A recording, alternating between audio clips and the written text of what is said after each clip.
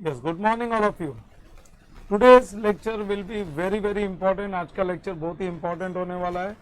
हम लोग ने फाइनेंशियल इंस्ट्रूमेंट टॉपिक में डेरिवेटिव्स को छोड़ के बाकी सब कुछ कंप्लीट कर लिया, इंक्लूडिंग कॉम्प्रिहेंसिव क्वेश्चंस. हमने कॉम्प्रिहेंसिव क्वेश्चंस भी कवर कर लिए. अब हम लोग कवर करेंगे सेपरेटली डेरिवेटिव्स का part. Derivatives, embedded derivatives, hedging, ये सब हम लोग कवर करेंगे. हेज कॉन्ट्रैक्ट्स जो होते हैं, दैट इज फॉरवर्ड कॉन्ट्रैक्ट्स. लिखो डेरिवेटिव्स, एक हेडिंग बना लो. Derivatives,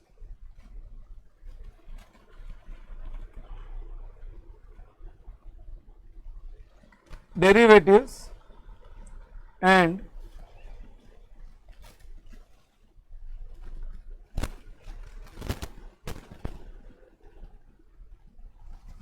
derivatives and embedded derivatives.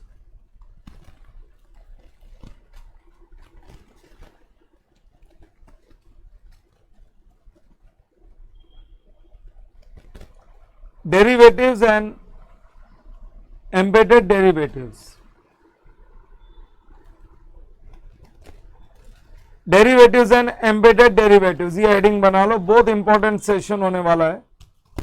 I have told you that, इसलिए मैं थोड़ा सा टाइम लेके कर रहा था कि बाकी सब कवर हो जाए और उसके बाद सेपरेटली हम लोग ये पार्ट से डील कर सके. नसी, कोई भी पूछेगा sir what do you mean by derivatives, derivatives का मतलब क्या होता है, what do you mean by derivatives. So याद रखना, डेरिवेटिव्स मीन्स डिराइव की हुई कोई भी चीज, कहीं से हमने डिराइव किया हुआ आइटम है, ऐसा कोई भी आइटम, ऐसा कोई भी इंस्ट्रूमेंट जिसको हम लोग ने डिराइव किया कहीं और से. मैं तुमको एग्जांपल देता हूं, जस्ट सी दिस एग्जांपल. मैं अच्छे से टाइम लेके कराऊंगा ये. लेट सपोज कर्ड, मैंने क्या बोला, डेरिवेटिव कोई भी डिराइव की हुई चीज, कहीं से डिराइव किया हुआ आइटम, ऐसी कोई भी चीज, ऐसा कोई भी इंस्ट्रूमेंट जिसको हमने डिराइव किया कहीं और से. Let suppose curd, paneer, sweets, घी,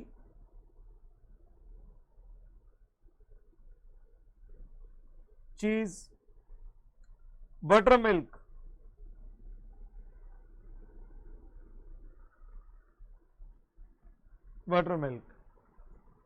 ये जो मैंने नाम लिख रखे हैं ना, मैंने जितने भी यहां पे नाम लिख के रखे हैं,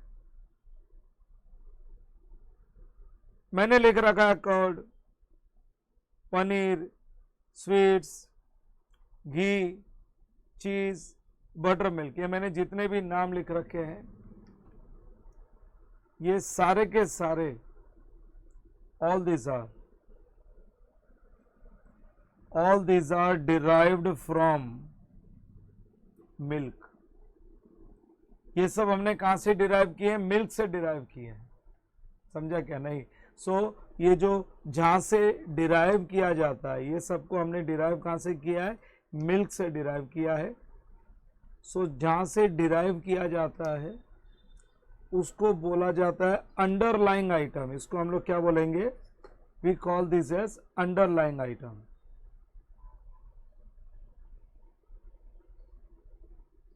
This is known as underlying item.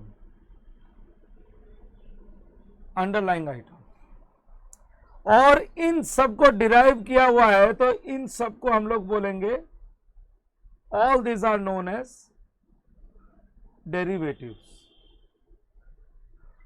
इसको हम लोग बोलते हैं derivatives. All these are known as derivatives. और मिल्क को बोला जाता है अंडरलाइंग आइटम. तो देख लो, ये सब हमने डिराइव किया हुआ है. All these are derived from underlying item milk.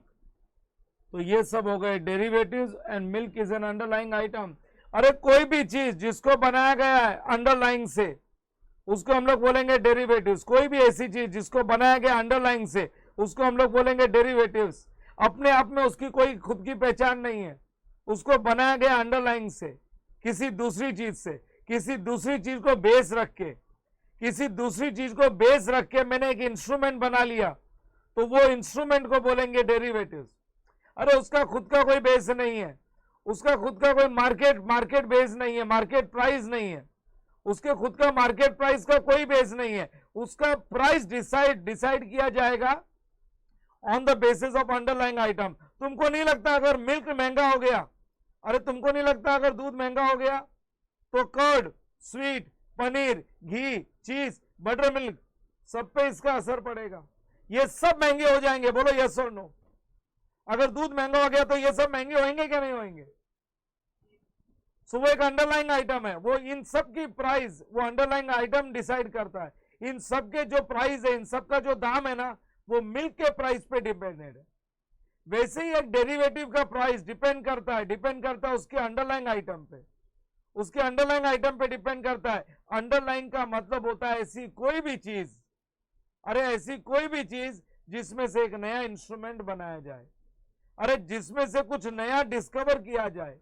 In this world there can be lakhs and lakhs of underlying items, because humans कोई भी चीज में से वैल्यू निकाल सकते हैं, कोई भी चीज में से वैल्यू बना सकते हैं। एक क्रिकेट का मैच चलता है, सिंपल एग्जांपल देता हूं, एक क्रिकेट का मैच चलता है, हम लोग खड़े खड़े डेरिवेटिव खेल लेते हैं।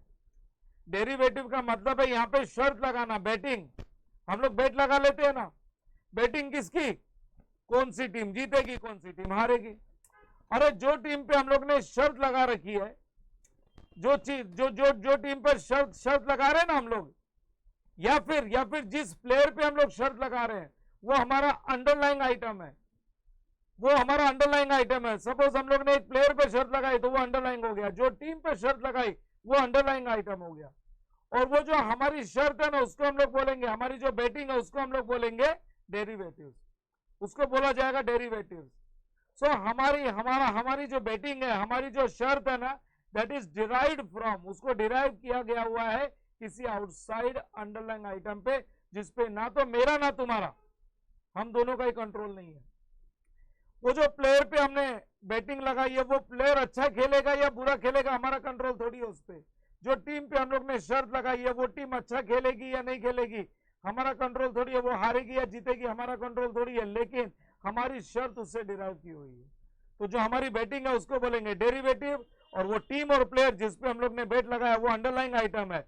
उसके वजह से हम लोग फ्लक्चुएट होते रहेंगे, हमारी शर्त फ्लक्चुएट होती रहेगी। हम फेवरेबल पोजीशन में भी आ सकते हैं, अनफेवरेबल में भी आ सकते हैं। अगर वो प्लेयर अच्छा खेलेगा तो हम फेवरेबल पोजीशन में आ जाएंगे, अगर वो प्लेयर खराब खेलेगा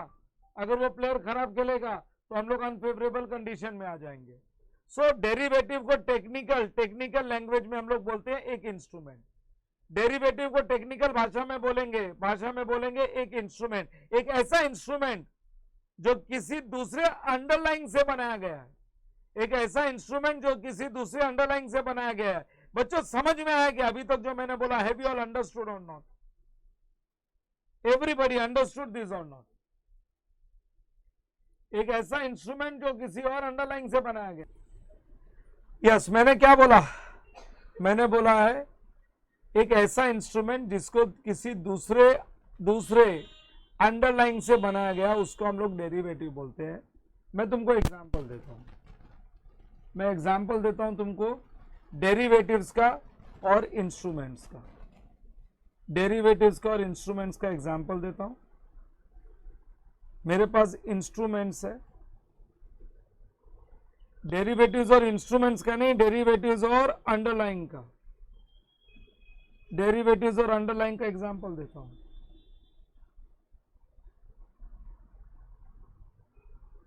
अंडरलाइन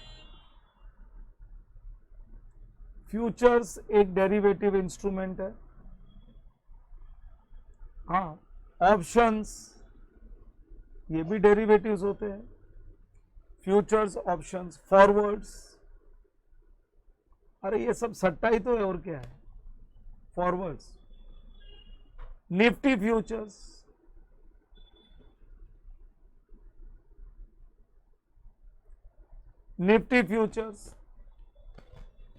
ऑप्शंस, ऑप्शंस में मालूम है ना, कॉल भी होता है, पुट भी होता है। We have call option, we have put options. अब इनके अंडरलाइन क्या है, ये किसके वजह से डिराइव किया हुआ है? हाँ, ये हम लोग ने किसके वजह से डिराइव किया है? ये हमने या तो डिराइव किया है निफ्टी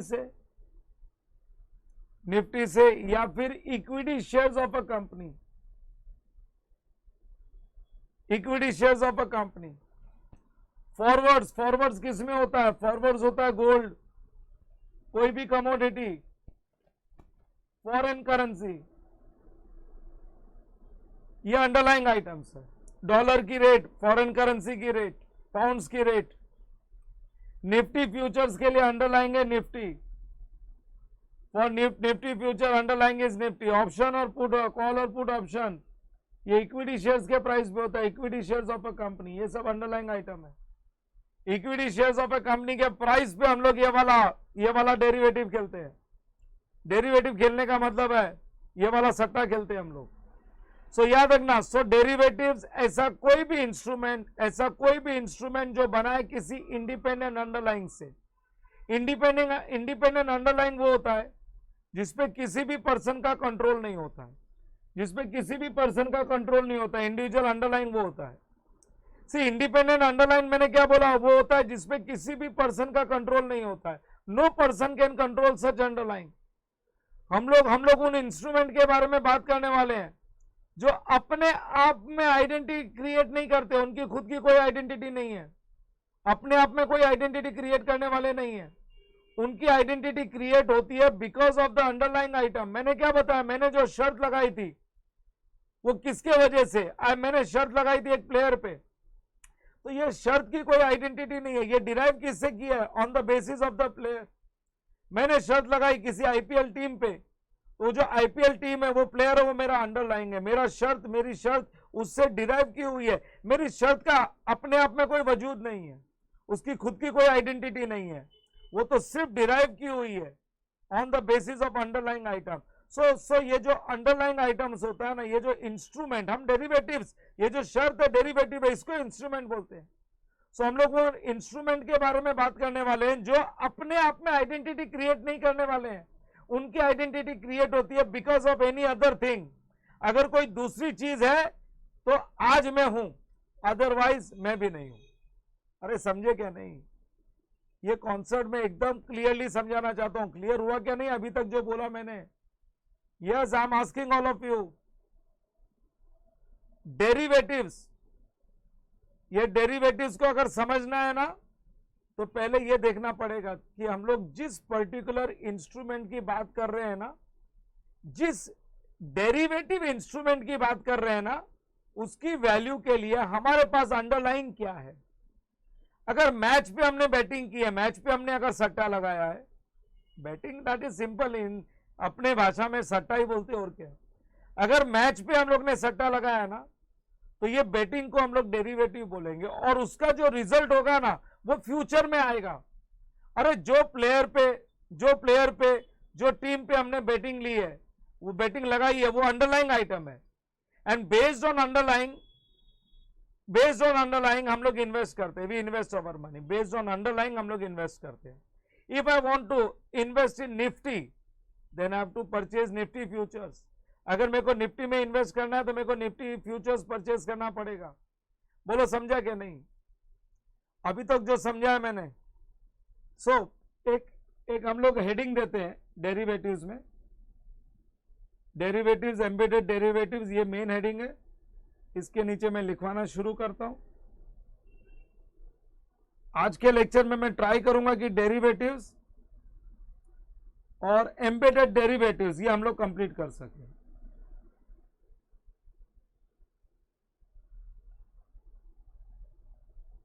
सिर्फ प्रैक्टिस करना तुम्हारा काम, मैं डिटेल में समझाता हूं और फाइनल को मैं फाइनल की तरह सिखाता हूं। I am explaining everything with the reason and in detailed coverage. तुमको इंडस्ट्री में भी उसकी हेल्प होती है, तो मेरे से पढ़ के जाते हो, उसके बाद में तुमको तुम्हारे ऑडिट में भी इसकी काफी हेल्प होती है।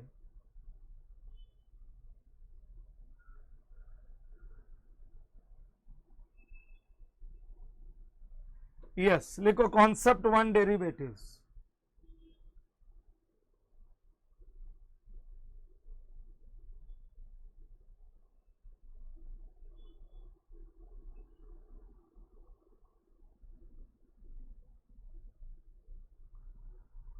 Concept one derivatives, yes, concept one derivatives. See एक चीज ध्यान रखना, जो कंपनीज पे, जिन कंपनीज पे इंडियस एप्लीकेबल नहीं है ना, वो लोग guidance note on derivatives follow करेंगे, और जिन कंपनीज पे इंडियस एप्लीकेबल है वो इंडियस 109 फॉलो करेंगे। इट इज सेम, वो जो गाइडेंस नोट है ना, it is same in Ind AS 109 it was वाज गिवन इन गाइडेंस नोट, दोनों सेम ही है। सो डेरिवेटिव्स का मतलब है क्वालिफाइड लोगों का सट्टा। क्वालिफाइड लोग जो गैम्बल करते हैं ना, उसको बोलते हैं डेरिवेटिव्स। कोई मैच पे गैम्बलिंग करता है, मैच पे सट्टा लगाता है कि कौन जीतेगा। सपोज आईपीएल का मैच चल रहा है और ए और बी दो पर्सन है, इन्होंने शर्त लगा ली, एक बोलता है दिल्ली जीतेगी, दूसरा बोलता है चेन्नई जीतेगी। तो यहां पे तुम लोगों को ये बैटिंग में 3 फीचर्स देखने को मिलेंगे। In this batting you will find 3 features. ये जो बैटिंग है ये भी एक कॉन्ट्रैक्ट है, इसमें 3 फीचर्स मिलेंगे। नंबर 1, जब भी दो लोग शर्त लगाते हैं ना, तो पैसों का कोई लेन देन नहीं होता है। हाँ, पैसों का कोई लेन देन नहीं होता, सिंपल कमिटमेंट होता है, हाथ मिलाया शर्त लग गई। या अगर पैसों का लेन देन होगा तो भी छोटा सा, तुमको मालूम है ऑप्शन में एक छोटा सा प्रीमियम देते थे, कॉल ऑप्शन पुट ऑप्शन, तो शर्त लगाने में तो कोई पैसा भी नहीं लगता है। सो या तो कोई दो लोगों के बीच में कॉन्ट्रैक्ट होता है और ये सिंपल कमिटमेंट होती है, इसमें या तो कोई छोटा सा पेमेंट होता है या छोटा सा पेमेंट नहीं भी होता है। हाँ, इसका जो रिजल्ट आएगा वो फ्यूचर में आएगा। अगर 4 घंटे का मैच है तो रिजल्ट 4 घंटे के बाद ही आएगा। जो हम लोग ने आज गैम्बल किया था, जो हम लोग ने आज सट्टा खेला था ना, वो अपने फेवर में है या नहीं है। हाँ, वो अपने फेवर में है या नहीं है। मैच अगर फेवर में आ भी सकता है, नहीं भी आ सकता। अगर मैच हम लोग जीत गए, हम तो क्या, अगर टीम मैच जीत गई जिसपे हम लोग ने गैम्बल किया था, जिसपे हमने बैटिंग लगाई थी, अगर वो टीम मैच जीत गई तो पैसा मिलेगा, नहीं तो पैसा लग जाएगा। मतलब फ्यूचर में सेटलमेंट होगा, फ्यूचर में सेटलमेंट होगा। सो पहला पॉइंट, दो लोगों के बीच में कॉन्ट्रैक्ट होता है, कॉन्ट्रैक्ट के टाइम पे या तो एक छोटा सा प्रीमियम होता है या सिर्फ सिंपल कमिटमेंट होती है। दूसरा, इसका रिजल्ट आता है फ्यूचर में। और तीसरा पॉइंट, मैच का जो रिजल्ट है ना, वो हमको फेवरेबल या अनफेवरेबल कंडीशन में डाल सकता है। मतलब जिस चीज की हमने शर्त लगाई थी, उसमें जैसी पोजीशन चेंज होगी वैसे हमारे शर्त का स्टेटस बदलेगा। अगर सपोज मैंने दिल्ली पे शर्त लगा रखी है कि दिल्ली जीतेगी, सो दिल्ली स्ट्रांग है तो हम लोग फेवर में है। लेकिन अगर चेन्नई स्ट्रांग है, चेन्नई और दिल्ली का मैच चल रहा है, तो अगर चेन्नई स्ट्रांग है तो हम लोग टेंशन में है। और एंड में तो रिजल्ट पता चल ही जाएगा, चेंजेस का इफेक्ट हम पे आने वाला है। मैंने जो एग्जांपल दिया ये बहुत ही अनप्रोफेशनल एग्जांपल है, लेकिन इससे अपने को चीजें समझ में आ जाती है कि जो टीम पे हम लोग ने शर्त लगाई थी वो अंडरलाइंग है, हमारी जो बैटिंग है वो एक डेरिवेटिव है। और ये जब हमने बैटिंग लगाई थी तो 2 जन के बीच में थी, कॉन्ट्रैक्ट 2 जन के बीच में हुआ, सिंपल कमिटमेंट है, थोड़ा सा छोटा सा प्रीमियम लग सकता है या बस हाथ मिलाओ शर्त लग गई। So at the time of contract small premium may be there, may not be there. Number 2, इसका रिजल्ट 4 घंटे के बाद में आने वाला है, फ्यूचर में आने वाला है, और रिजल्ट हमको फेवरेबल अनफेवरेबल कंडीशन में डाल सकता है। लेकिन अगर यही एग्जांपल मैं स्टॉक मार्केट पे लेके आ जाऊं ना, तो यहां पे भी ऐसे कॉन्ट्रैक्ट होते हैं। अरे डेरिवेटिव्स को हम लोग क्या बोलते हैं, simple speculation. Derivatives is nothing but simple, अपने हिंदी भाषा में बोलूंगा तो सट्टा। डेरिवेटिव्स को सट्टा ही बोलते हैं, क्योंकि ये एक तरीके से शर्त लगाने वाली बात है। अगर ए और बी ने शर्त लगाई है तो एक पार्टी गेन करेगा, दूसरा पार्टी लूज करेगा। कभी भी गैम्बलिंग में दोनों पार्टी थोड़ी जीतती है, एक पार्टी गेन करती है तो दूसरे पार्टी लूज करती है, दूसरे का लॉस ही तो अपना गेन होता है। अगर मैं बात करूं स्टॉक मार्केट की, if I speak about stock market, तो देख लो स्टॉक मार्केट में भी मैं बता सकता हूं, स्टॉक मार्केट में होता है ऑप्शंस कॉन्ट्रैक्ट, स्टॉक मार्केट में होता है ऑप्शंस कॉन्ट्रैक्ट, स्टॉक मार्केट में एक होता है फ्यूचर्स, यस, फ्यूचर्स कॉन्ट्रैक्ट भी तो होता है, ऑप्शंस कॉन्ट्रैक्ट, फ्यूचर्स कॉन्ट्रैक्ट, और स्टॉक मार्केट की बात करूं तो forward contracts, we have forward contracts. अगर मैं बात करूं, तुमको याद दिलाऊं ऑप्शंस की, तुमको याद होगा ऑप्शंस, मैंने अर्निंग्स पर शेयर में डिटेल में समझाया था। ऑप्शंस की बात करूं तो ये ऑप्शंस में हम लोग क्या करते थे, इसमें हम लोग इक्विटी शेयर्स के प्राइस पे खेलते हैं कि मैं इतने में खरीदूंगा, मैं इतने में बेचूंगा। अरे कितने से खरीदना है, कितने से बेचना है। कॉल ऑप्शन, पुट ऑप्शन, तुमको मालूम है कॉल ऑप्शन खरीदने का, पुट ऑप्शन बेचने का, प्राइस हम पहले से फिक्स कर लेते हैं। मार्केट में पोजीशन बदलती जाएगी, मार्केट में पोजीशन बाद में चेंज होती है, हम लोग प्राइस पहले से फिक्स करते हैं। ऑप्शन कॉन्ट्रैक्ट्स डेरिवेटिव्स है, और ऑप्शन कॉन्ट्रैक्ट्स में भी तो ये तीनों फीचर्स देखने को मिलेंगे। एक ऑप्शन सेलर होता है, एक ऑप्शन बायर होता है, एक छोटा सा प्रीमियम होता है, स्मॉल इन्वेस्टमेंट, या प्रीमियम पे करेंगे। जैसे ही प्रीमियम पे करेंगे, ये प्रीमियम पे करके हम लोग ऑप्शन खेल सकते हैं, ये प्रीमियम पे करके हम लोग ऑप्शन खेल सकते हैं। तुमको मैंने डिटेल में समझा रखा है। वापस से एक प्रॉब्लम आने वाला है इसमें भी, जहां पे मैं वापस से तुमको options, call option, put option एक बार समझा दूंगा। वैसे मैंने कॉल ऑप्शन, पुट ऑप्शन में तुम लोगों को समझाया था कि कॉल ऑप्शन में हम लोग ऑपोजिट, अगर मैं ऑप्शन ग्रांट करता हूं, मैं ऑप्शन राइटर हूं, तो मैं ऑपोजिट पार्टी को परचेज करने का राइट देता हूं, मेरे को ऑब्लिगेशन टू सेल है। लेकिन अगर मैं पुट ऑप्शन का राइटर हूं, मैं अगर पुट ऑप्शन का गैम्बल खिलवा रहा हूं, कंपनी की बात कर रहा हूं, if a company grants put options, तो ऑपोजिट पार्टी को वो शेयर्स बेचने का राइट देता है, और हमारा परचेज करने का ऑब्लिगेशन होता है। सो कॉल ऑप्शन, पुट ऑप्शन, अरे ये भी तो एक डेरिवेटिव्स ही है। इसमें भी तीनों फीचर्स देखने को मिलेंगे। इसमें भी दो पार्टी इन्वॉल्व होती है, एक ऑप्शन सेलर और एक ऑप्शन बायर, और एक छोटा सा प्रीमियम होता है। वो प्रीमियम देते ही हम लोग ऑप्शंस खेल सकते हैं, और इसका रिजल्ट भी फ्यूचर में ही आता है। अगर मैं बात करूं फ्यूचर्स की, if I speak about future contracts, तो अरे फ्यूचर किसका हो सकता है, करेंसी फ्यूचर हो सकता है, कमोडिटी फ्यूचर हो सकता है, इक्विटी फ्यूचर हो सकता है। तो ये भी तो एक स्टॉक मार्केट में डेरिवेटिव्स ही है, गैम्बल स्पेकुलेशन का ही नाम है। फॉरवर्ड कॉन्ट्रैक्ट्स, अरे ये सब स्टॉक मार्केट में जो भी हम लोग गैम्बलिंग करते हैं ना, स्टॉक मार्केट में स्पेकुलेशन करते हैं, ये सारे स्टॉक मार्केट के सट्टे हैं। मैं बता रहा हूं, ये सब स्टॉक मार्केट में जो सट्टे के कॉन्ट्रैक्ट्स है, ये सब डेरिवेटिव्स के हेडिंग में आते हैं। All these are under the heading of derivatives. Derivatives में तीन इंपॉर्टेंट चीजें।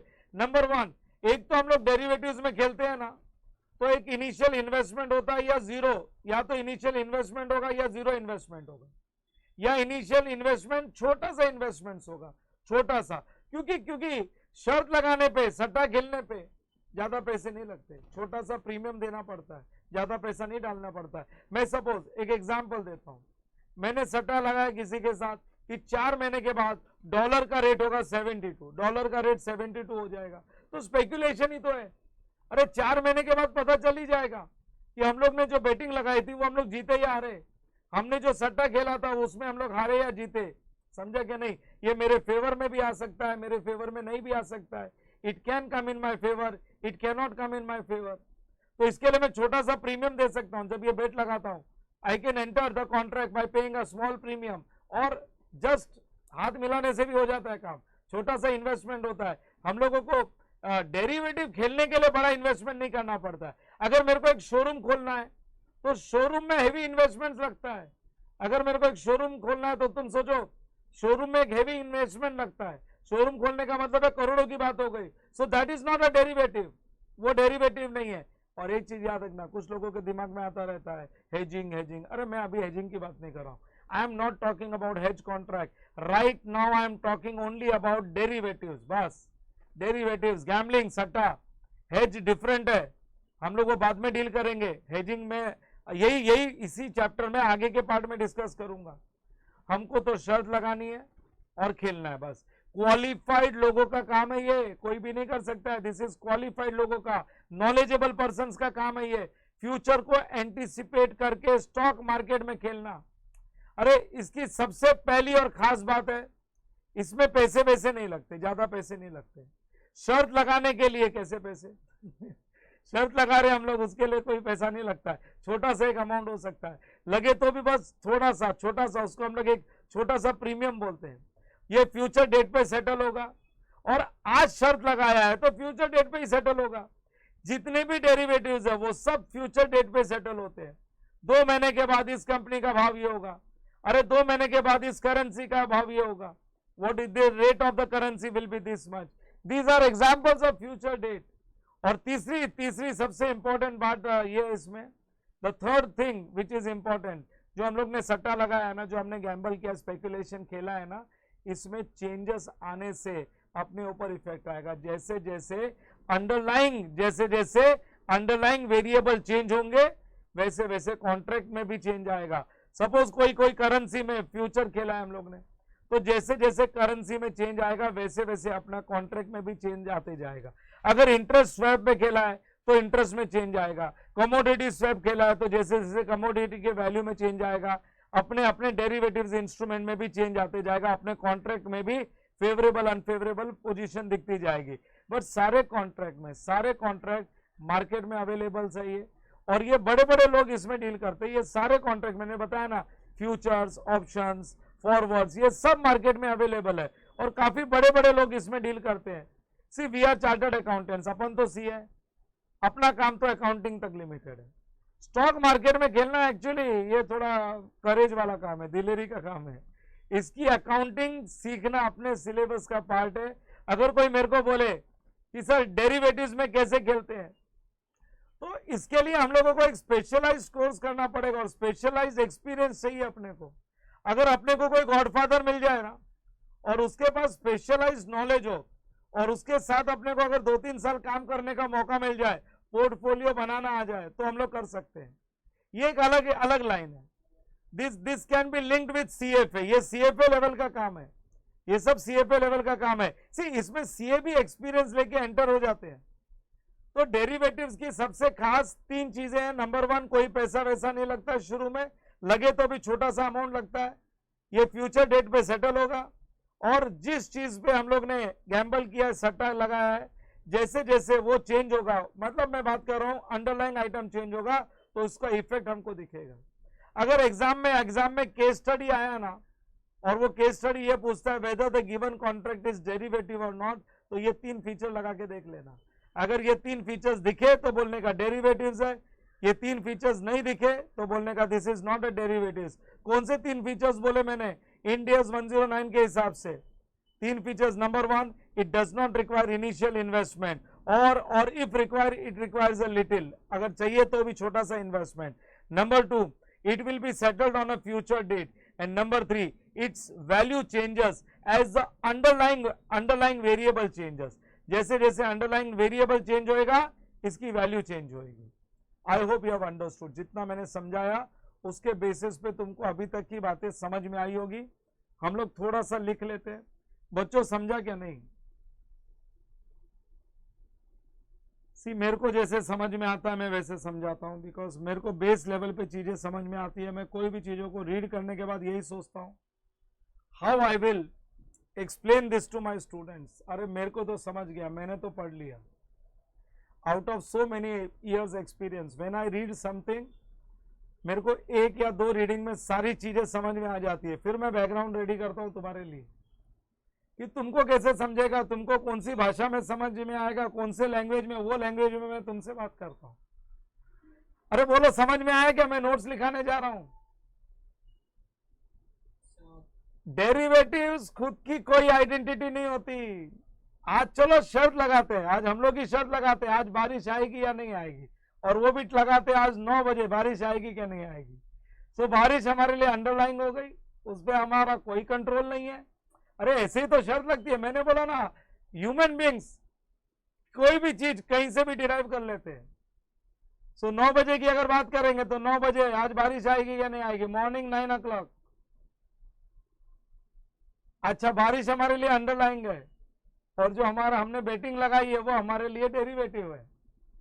आ गई तो हम लोग, ये तो फ्यूचर डेट पे सेटल होगा। फ्यूचर डेट अब तक अपने लिए 9 बजे तो फ्यूचर ही हो गया, उस पर हमारा कंट्रोल नहीं, तुम्हारा कंट्रोल नहीं। जैसे जैसे उसमें चेंजेस आएगा वो अपने को फेवरेबल अनफेवरेबल कंडीशन में डाल सकता है।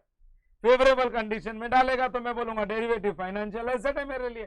क्योंकि फेवरेबल कंडीशन में मैं शर्त जीतूंगा तो पैसा आएगा ना, पैसा आएगा तो मेरे लिए फाइनेंशियल एसेट हो गया वो। और अगर अनफेवरेबल कंडीशन में आ गया तो पैसा जाएगा, मेरे लिए फाइनेंशियल लाइबिलिटी हो गई, तो उसको मैं डेरिवेटिव फाइनेंशियल लाइबिलिटी बोलूंगा।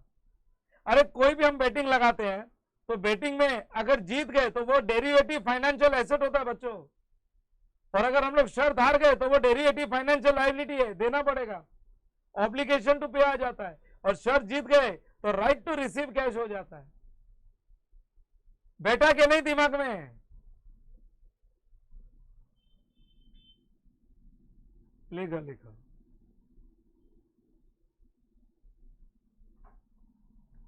As per the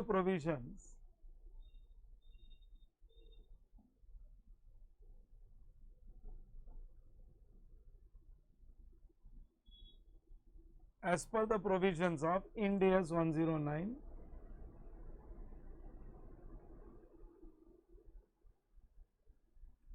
as per the provisions of Ind AS 109, comma,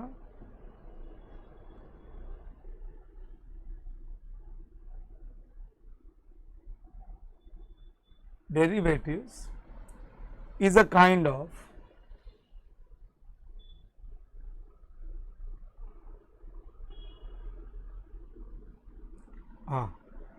derivatives is a kind of speculative contract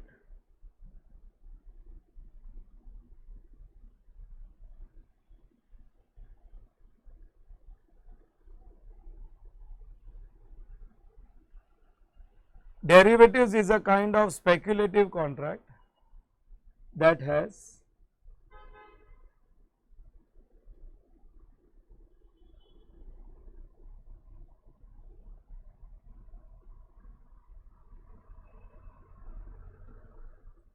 derivative is a kind of speculative contract that has the following features.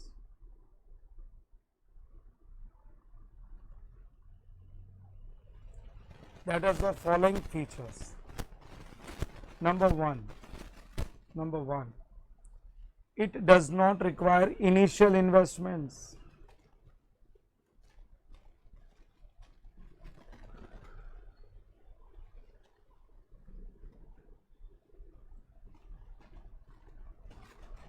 Number one, it does not require.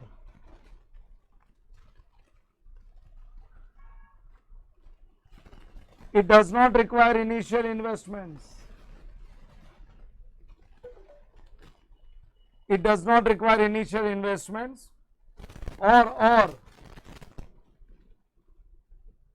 or it requires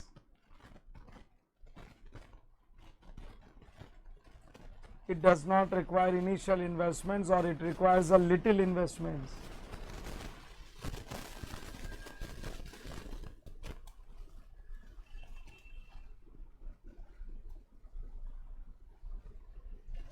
मेरे subject में तुमको marks चाहिए ना तो मेहनत करनी पड़ेगी। मैंने जितनी चीजें लिखवाई है, जितना मैं देखो हर चीज में लिखवाता हूँ, कितना भी टाइम लगे, बट मैं मेरे नोट्स देता हूँ तुमको, मैं प्रिंटेड मटेरियल नहीं देता हूँ।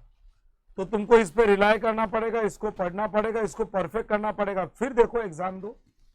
फिर एग्जाम दो, बिना प्रिपरेशन के एग्जाम दोगे ना तो कोई मतलब नहीं है। तैयारी करो और फिर एग्जाम दो, तुम्हारे लिए पेपर सिंपल होता है। Number two, it will settle it will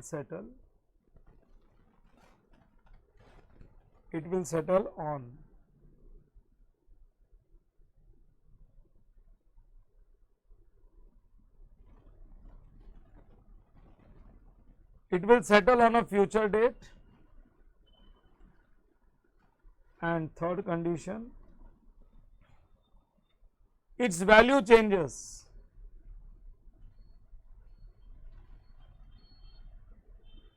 Its value changes. Yes, its value changes as the underlying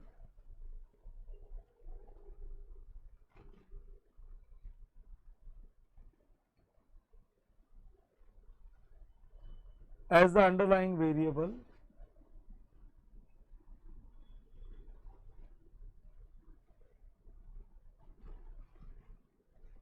its value changes as the underlying variable changes, as the underlying variable changes. ये जो मैंने explain किया ना, अब इससे तुम्हारे लिए accounting बहुत सिंपल हो जाती है, तुम्हारे लिए अकाउंटिंग बहुत सिंपल हो जाएगी. लिखो अकाउंटिंग फॉर डेरिवेटिव्स, एक लाइन छोड़ के लिखो चाहिए तो, accounting for derivatives.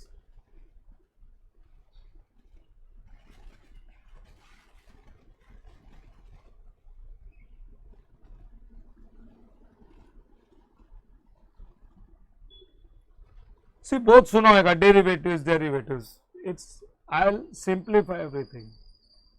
Fair value through PNL, accounting जो होती है ना वो फेयर वैल्यू थ्रू पीएनएल ही होती है. Fair value FVTPNL, fair value through PNL, कोई OCI नहीं, कुछ नहीं. नंबर 1,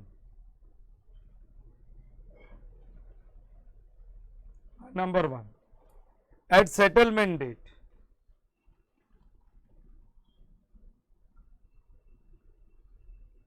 हाँ, on settlement date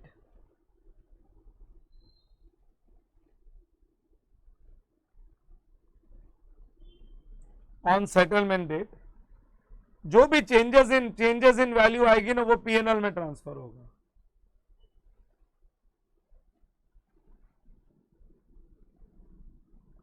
on settlement date changes in value should be transferred.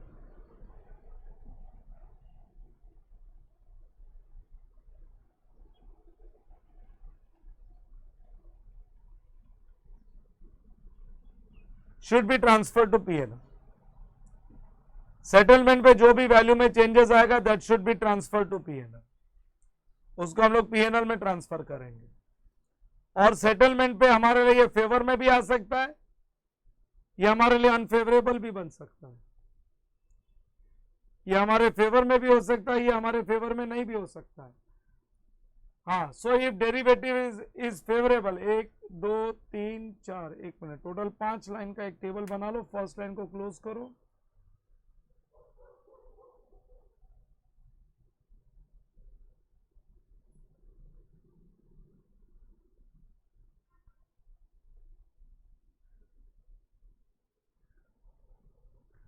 If derivative is favorable,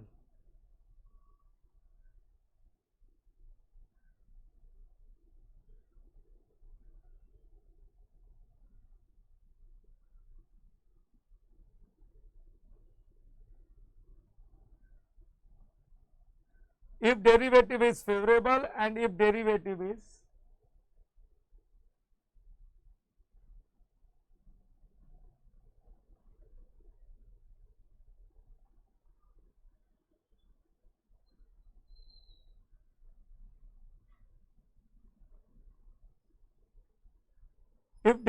is favorable, if derivative is unfavorable.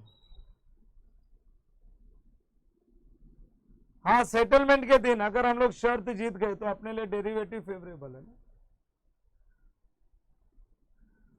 या settlement के दिन शर्त नहीं जीत गए, सेटलमेंट डेट मैंने क्या बताया, ये हमको फेवरेबल पोजीशन में भी डाल सकता है, अनफेवरेबल पोजीशन में भी डाल सकता है. हाँ, फेवरेबल पोजीशन में कब आएंगे, जब हम लोग शर्त जीतते हैं, हमारे फेवर में आ गया, और अनफेवरेबल कभी जब भी हम लोग शर्त हार जाते हैं तो अनफेवरेबल हो जाता है. अगर जीत गए तो ये हमारे लिए प्रॉफिट है, तो प्रॉफिट है तो हम लोग क्या बोलेंगे, derivative financial asset account debit to profit and loss. Derivative financial asset account debit to profit and loss account, और जो पैसा मिलेगा उसके लिए बोलेंगे बैंक अकाउंट डेबिट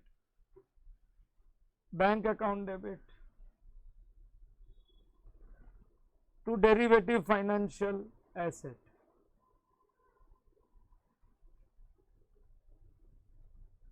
लेकिन अगर हम लोग शर्त हार गए तो हम लोग अनफेवरेबल अनफेवरेबल पोजीशन में आ जाएंगे, तब हमको पैसा देना पड़ेगा, वो हमारा लॉस है, वो हमारा लॉस है। तो वो केस में हम लोग क्या बोलेंगे, वो केस में हम लोग बोलेंगे profit and loss account debit,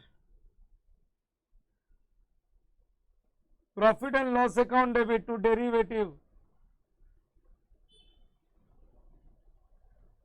financial liability, और जब पेमेंट करेंगे तभी derivative derivative financial liability account debit, derivative financial liability account debit to bank account,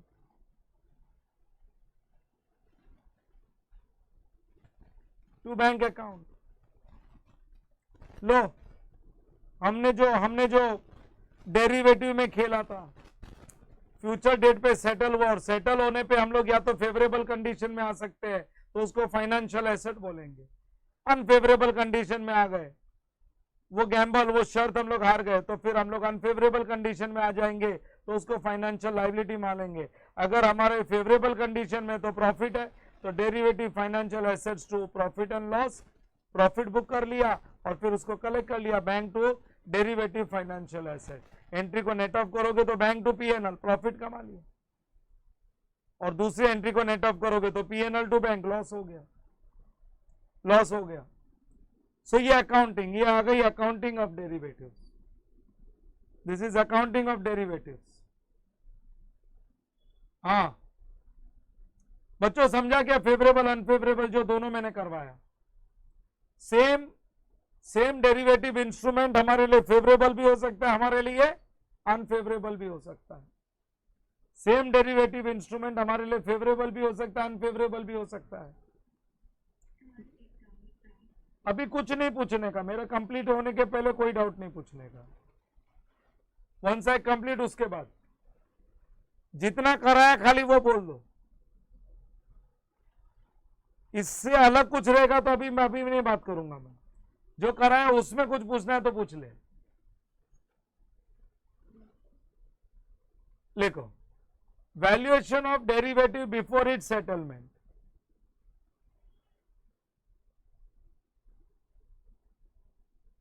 valuation of, ये तो मैंने ऊपर जो दिया हुआ है ये तो सेटलमेंट वाले दिन की अकाउंटिंग दी है, लेकिन now I am explaining valuation of derivatives before it settlement. अगर सेटलमेंट के पहले बैलेंस शीट की डेट आ गई, सेटलमेंट के बीच में अगर बैलेंस शीट की डेट आ गई तो क्या करेंगे वो समझा रहा हूं। So valuation before settlement date, settlement date के लिए तो मैंने बता दिया प्रॉफिट लॉस। मैं तुमको बताता हूं, लेट सपोज मेरा beginning of the year of 1 अप्रैल 2022, ये बिगिनिंग ऑफ द ईयर है। एंड ऑफ द ईयर 31 मार्च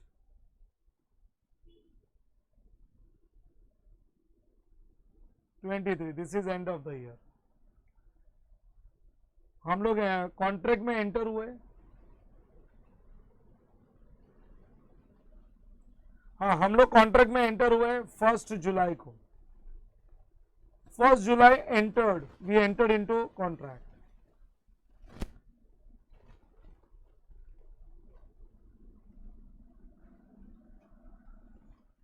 हम लोग 1 जुलाई को कॉन्ट्रैक्ट में एंटर हुए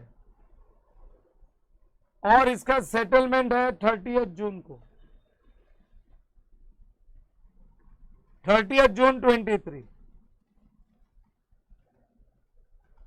सो 30 जून 23 के पहले एक बैलेंस शीट आ गई ना, 30 जून को इसका सेटलमेंट है। सो जुलाई से लेके जून तक, जुलाई से लेके जून तक सेटलमेंट जो है वो 12 मंथ्स के बाद है। ये 12 मंथ्स का स्पेक्युलेटिव डेरिवेटिव है, 12 मंथ्स स्पेक्युलेटिव डेरिवेटिव।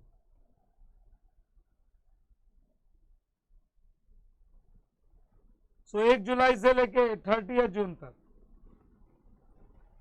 लेकिन उसके पहले बैलेंस शीट डेट आ गई, so on balance sheet date, ये जो बैलेंस शीट डेट है इसमें इसका वैल्यूएशन कैसे करेंगे वो डिस्कशन चल रहा है। ऑन बैलेंस शीट डेट हमको उसका वैल्यूएशन करना पड़ेगा, तुमको ये चेक करना पड़ेगा कि सिचुएशन अपने फेवर में है या नहीं है। इन शॉर्ट प्रॉफिट और लॉस चेक करो, प्रॉफिट और लॉस चेक करो। अगर प्रॉफिट है तो फाइनेंशियल एसेट है, प्रॉफिट है तो फाइनेंशियल एसेट बनता है अपने लिए, और लॉस है तो फाइनेंशियल लायबिलिटी, और जो भी चेंजेस आता है उसको बुक करो। Mark to market basis, M to M basis बोलते हैं। सी लिस्टेड कंपनीज जो है ना वो वैल्यूएशन के लिए बैलेंस शीट डेट तक नहीं रुकते, वो क्वार्टरली बेसिस कराते हैं, क्योंकि उनको इंटीरियम फाइनेंशियल रिपोर्टिंग बनानी होती है। सो लिस्टेड कंपनीज इसको क्वार्टरली बेसिस पे वैल्यू करती है, उनका वैल्यूएशन ईयर एंड तक वेट नहीं करते वो लोग। So if any derivative contract balance sheet date तक अगर अनसेटल रहता है तो हम लोगों को उसका वैल्यूएशन करना पड़ता है। वी हैव टू वैल्यू उसकी फेयर वैल्यू, वो डेट पे उसकी जो भी फेयर वैल्यू थी, मार्क टू मार्केट बेसिस, हम लोगों को वो डेट पे उसकी जो फेयर वैल्यू है वो वैल्यू के हिसाब से उसको रिकॉर्ड करना पड़ता है। अगर कोई भी प्रॉफिट लॉस आता है वैल्यूएशन पे तो वो हम लोगों को प्रॉफिट और लॉस को बुक करना पड़ता है। We have to book the profit और लॉस। प्रॉफिट होगा तो फाइनेंशियल एसेट और लॉस होगा तो फाइनेंशियल लायबिलिटी, याद रखना। सो लिखो valuation.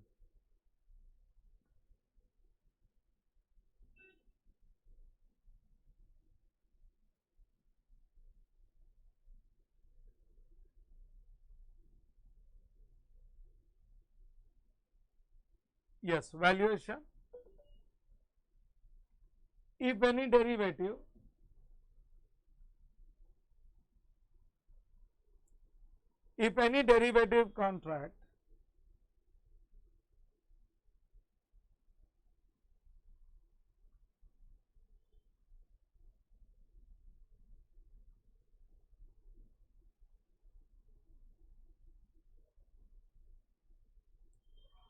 derivative contract remains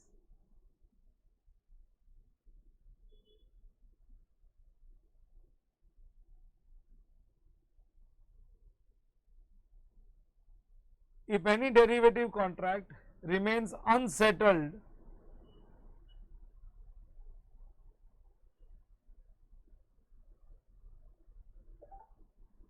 if any derivative contract remains unsettled on balance sheet date,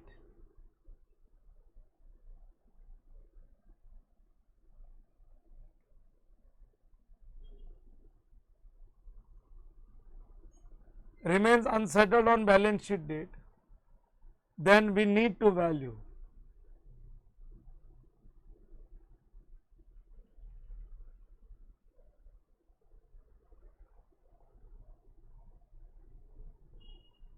On balance sheet date, then we need to value it.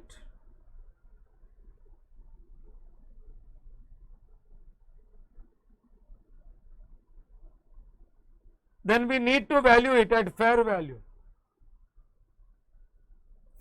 on respective date.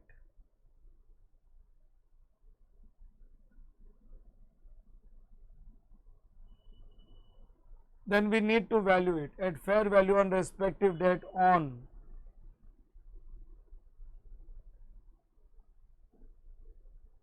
M to M basis. M to M basis का मतलब होता है mark to market basis.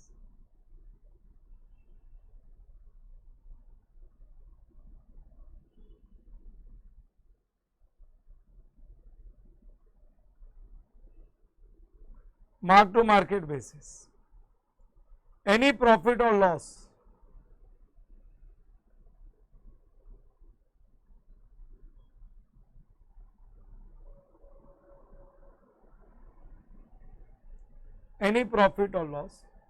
at the time of valuation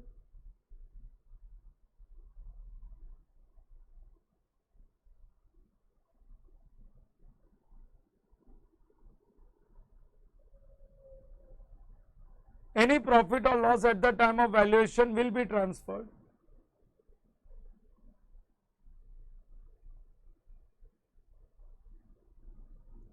Any profit or loss at the time of valuation will be transferred to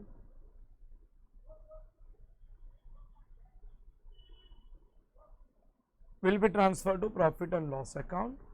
और listed companies balance sheet date तक नहीं, quarterly valuation करती है, क्योंकि वो उनको इंटीरियम फाइनेंशियल रिपोर्टिंग बनाना पड़ता है, क्वार्टरली उनको रिपोर्ट बनानी होती है, तो उसके लिए भी एक नोट लिख दो.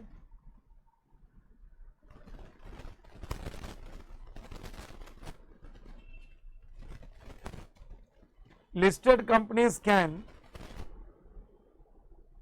हाँ, listed companies can value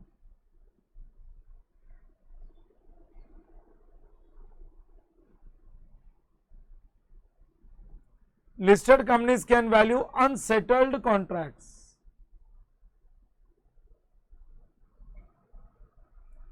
Listed companies can value unsettled contracts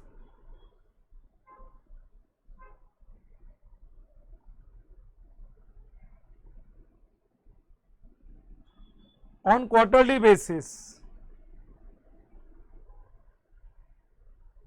On quarterly basis for interim financial reporting purpose.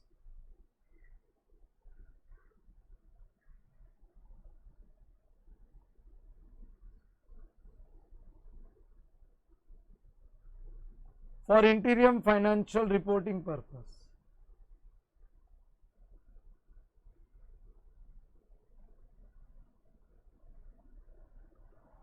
For interim financial reporting purpose. Yes, for interim financial reporting purpose. अपने पास दो क्वेश्चन है इस पे, इससे related अपने पास दो problem है, पहले वो प्रॉब्लम सॉल्व करते हैं. And once we complete those two questions, मेरे पास क्वेश्चन 17 है, क्वेश्चन 18 है, उसके बाद हम लोग चले जाएंगे एम्बेडेड डेरिवेटिव्स पे, क्योंकि क्वेश्चन नंबर 19 जो है ना वो एम्बेडेड डेरिवेटिव्स पे है.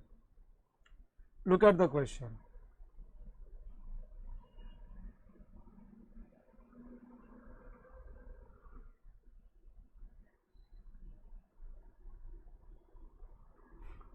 Question number 17. यस, देखो अभी क्वेश्चन नंबर 17.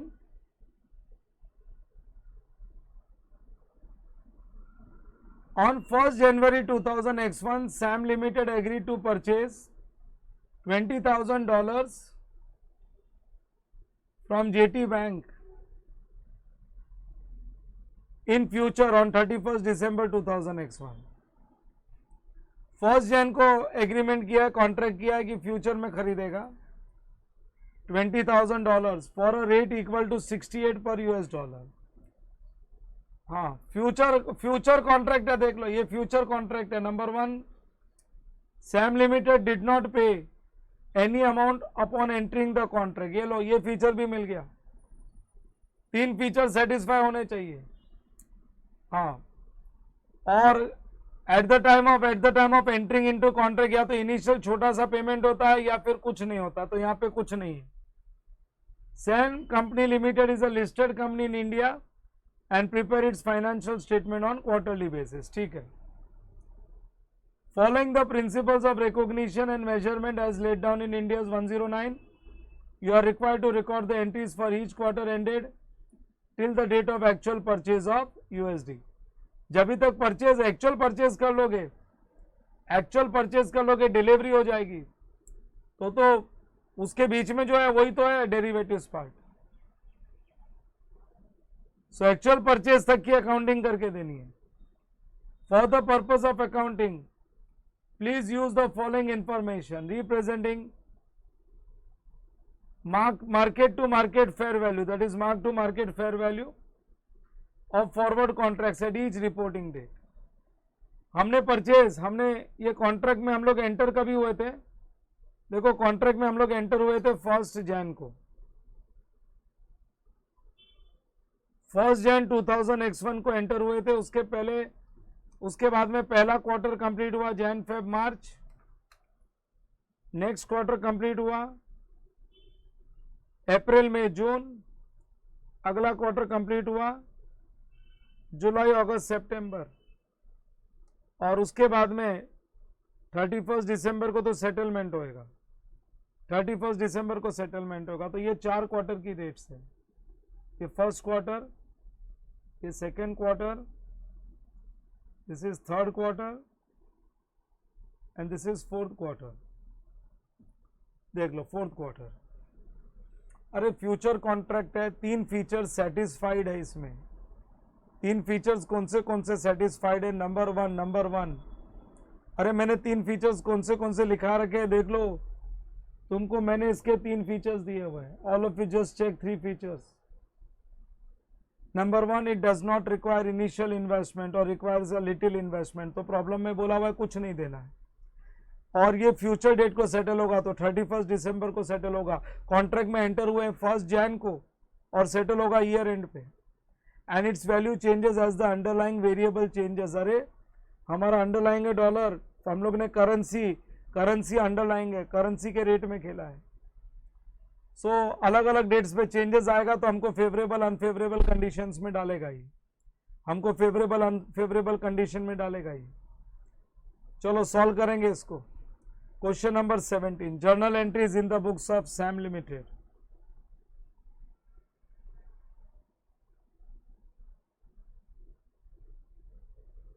मेरे पास 3-4 लाइन ही बचती है, मैं नए पेज पे ही जा रहा हूं।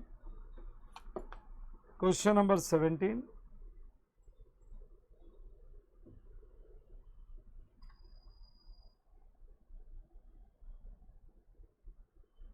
Question 17, journal entries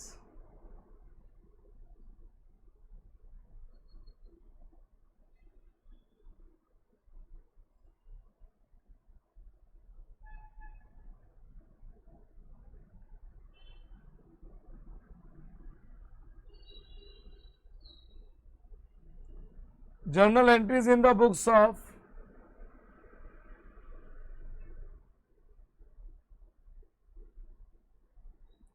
journal entries in the books of Sam Company Limited.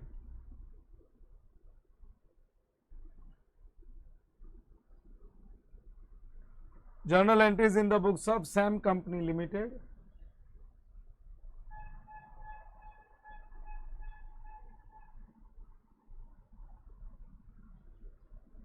एक 15 लाइन की जर्नल बना लो, आ जाएगा उतने में, क्योंकि अपने को 4 क्वार्टर की अकाउंटिंग करनी है ना।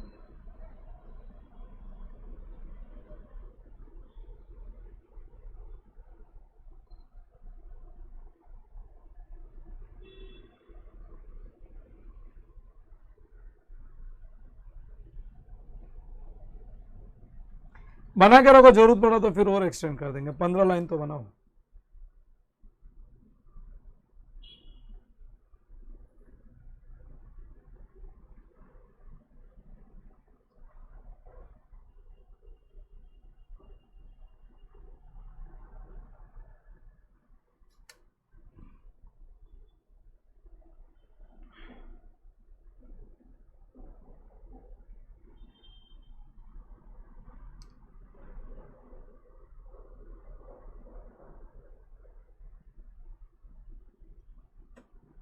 Journal entries in the books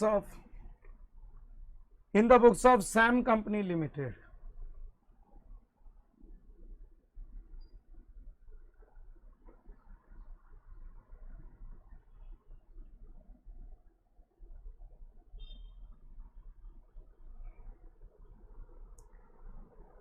चलो शुरू करेंगे। सबसे पहले ये $20,000 $20,000 का कॉन्ट्रैक्ट है। 31 मार्च 2001 को ये रुपीस में दे रखा है और नेगेटिव दे के रखा है। इसका मतलब है हम लोग अनफेवरेबल कंडीशन में है, अनफेवरेबल कंडीशन में है। बच्चों अनफेवरेबल कंडीशन का मतलब है ये हमारे लिए लाइबिलिटी है या ये हमारे लिए डेरिवेटिव लाइबिलिटी है या हमारे लिए डेरिवेटिव एसेट है? क्या बोलोगे?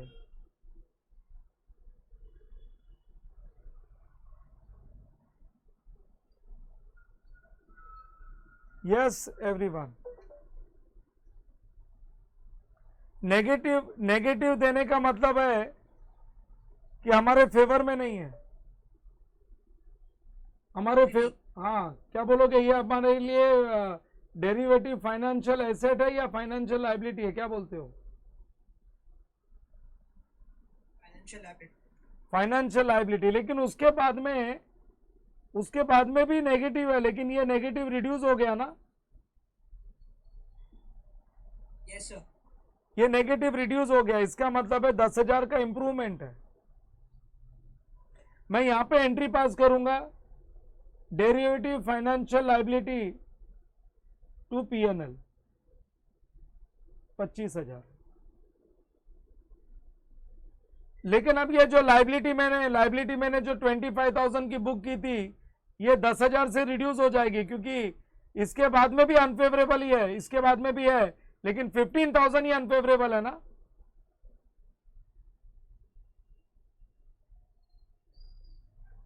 सो मैंने जो लायबिलिटी 25,000 की बुक की थी, वो 30 जून को 15,000 ही अनफेवरेबल रही। इसका मतलब है 10,000 का इंप्रूवमेंट है।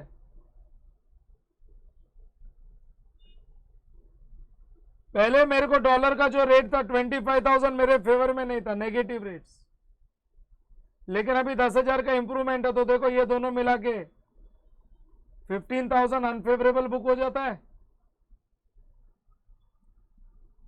फाइनेंशियल लायबिलिटी उल्टा लिख दिया पहले मैंने, पहली एंट्री उल्टी लिख दिया, आई एम सॉरी, तुम लोग भी कंफ्यूज हो गए होगे कि क्या लिख दिया मैंने।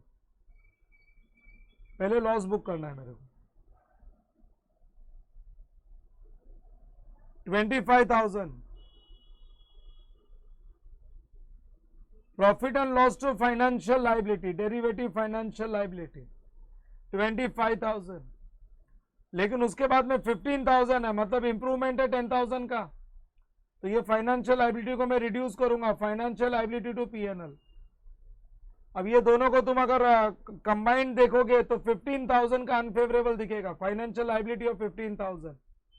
लेकिन 30 सितंबर को ये लो 12,000 मेरे फेवर में आ गया, ₹12,000 पॉजिटिव हो गया। इसका मतलब है ये पूरा 15,000 तो हट ही गया, ये पूरा 15,000 तो हट गया, और 12,000 रुपये सरप्लस हो गया। मतलब ये पूरे 15,000 को रिवर्स करना पड़ेगा। ये 15,000 को रिवर्स करने के लिए फिर से मैं यही एंट्री पास करूंगा, फाइनेंशियल लायबिलिटी टू पीएनएल, और फिर 12,000। इसका मतलब है जो इंक्रीज हुआ है ना, वो 12 + 15 कितना, 27,000 का इंक्रीज है। सो जो करेंसी में चेंजेस आया वो 27,000 का, रुपीज में अगर कन्वर्ट करेंगे तो 27,000 का चेंजेस है। पूरी अनफेवरेबल कंडीशंस निकल गई और हम लोग सरप्लस में आ गए, 12,000 हमारे फेवर में आ गया। और फिर उसके बाद में स्पॉट रेट है 66, स्पॉट रेट है 66। अब तुम देखो ना, ये तुम लोग ने जो कॉन्ट्रैक्ट किया था $20,000 परचेज करने का, ये तुमने क्या रेट पे फिक्स किया था? From jetty bank on 31st December for a rate equal to 68 per dollar? बोलो yes or no। अगर हम लोग ने ये रेट फिक्स नहीं किया होता, देखो 31 मार्च को रेट कितनी है, 31 दिसंबर को क्या रेट चल रही है? 66। अगर ये 68 का कॉन्ट्रैक्ट नहीं किया होता तो 66 में हम $20,000 परचेज कर सकते थे। Yes sir. लेकिन अपने को कितना देना पड़ रहा है? 68। तो लॉस हुआ ना, समझा कि नहीं? चलो ठीक है, मैं इसको अकाउंटिंग एंट्री से बताता हूं तो तुमको समझ में आ जाएगा। लिखो, सबसे पहले 31 मार्च को जो मैंने करेंसी की रेट फिक्स की थी ना खरीदने के लिए, वो रेट बढ़ गई। मैं यहां पे लॉस में तभी आता हूं ना जब रेट बढ़ती है। हाँ, सो लॉस तभी आएगा जब मैं, लॉस तभी होगा जब मैं रेट बढ़ेगी। और कितनी रेट बढ़ गई, उसको इंडियन करेंसी में कन्वर्ट करते हो तो 25,000 ज्यादा देना पड़ेगा। सो ये मैं लॉस बुक करूंगा, loss on mark to market basis. ये वैल्यूएशन होता है, क्वार्टरली वैल्यूएशन होता है लिस्टेड कंपनी का। सो मैं बोलूंगा लॉस हो रहा है मेरे ये डेरिवेटिव इंस्ट्रूमेंट में, मेरे को लॉस हो रहा है, तो profit and loss account debit, profit and loss account debit to derivative,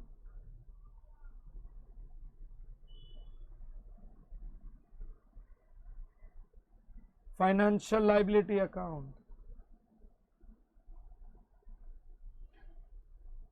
profit and loss account debit to derivative financial liability account 25,000,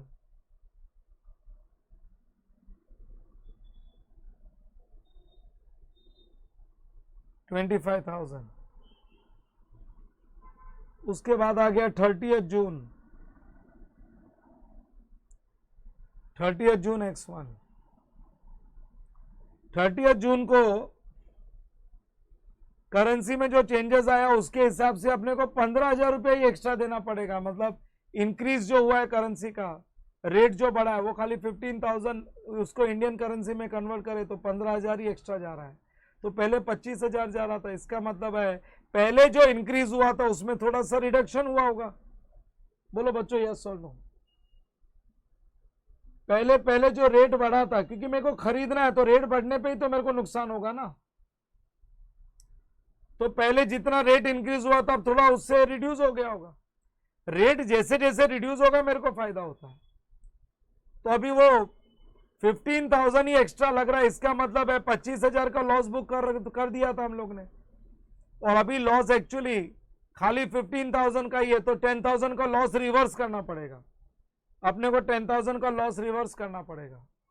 so liability reversed on improvement in rates, liability reversed,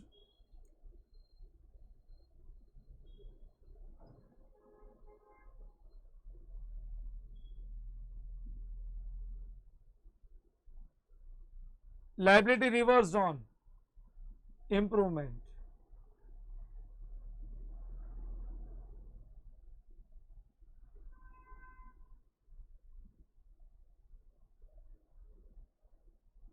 सो ऊपर जो मैंने loss book किया था वो reduce हो जाएगा 10,000 से, तो 15,000 का लॉस बचेगा। Derivative financial liability account debit,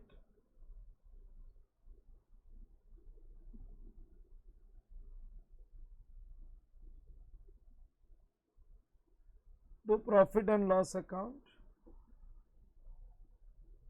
ये लो मैंने लाइबिलिटी को 10,000 से रिड्यूस कर दिया, ये दोनों को कंबाइन करेंगे तो 15,000 का लॉस बुक होता है, ये 31 मार्च के दिन। फिर मेरा नेक्स्ट क्वार्टर आता है 30 सितंबर को। 30 सितंबर को क्या पोजीशन है? 30 सितंबर की पोजीशन इतना इंप्रूवमेंट आ गया कि 12,000 का गेन दिख रहा है इधर, इसका मतलब है 27,000 का इंप्रूवमेंट आया है। रेट इतनी रिड्यूस हुई है कि करेंसी में अपने को 27,000 का फायदा हुआ है, तो पुराना जो भी 15,000 का लॉस है वो पूरा रिवर्स हो जाएगा और 12,000 का फाइनेंशियल एसेट बुक होएगा। फाइनेंशियल लाइबिलिटी तो खत्म, एक्स्ट्रा पैसा जो देना था वो तो खत्म, इनफैक्ट हमारे लिए फाइनेंशियल एसेट बन जाएगा ये। सो लाइबिलिटी रिवर्स्ड, यहां पे दो एंट्री आएगी, पहले तो liability reversed,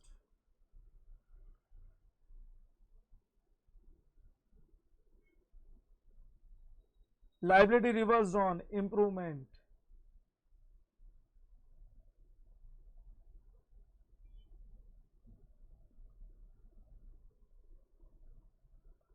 liability reversed on improvement in rates, liability reversed on improvement in rates। पूरा 15,000 रुपया बचा था, देखो ये दोनों को कंबाइन करते तो 15,000 होता है, ये 25,000 और 10,000, पहले मैं 10,000 रिवर्स कर चुका हूं, अभी भी 15,000 की लाइबिलिटी बची हुई थी। So derivative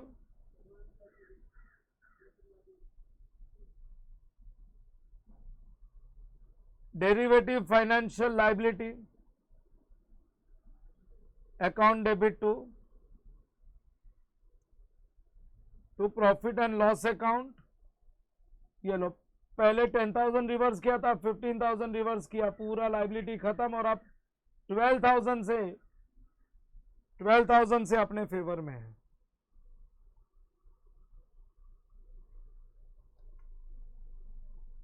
number B,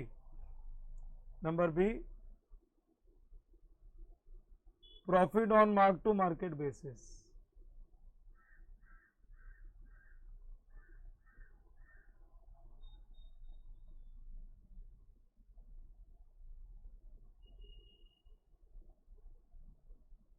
profit on mark to market basis, derivative financial,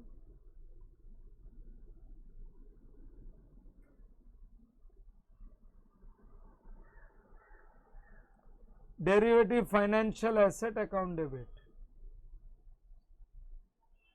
हाँ, derivative financial asset account debit to profit and loss account, ये हो गया 12,000।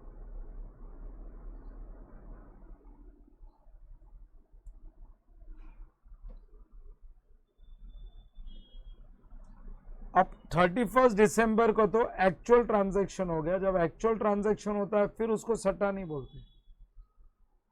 हाँ, वो सेटलमेंट डेट है। सेटलमेंट डेट के दिन पैसे का लेन देन हो जाता है।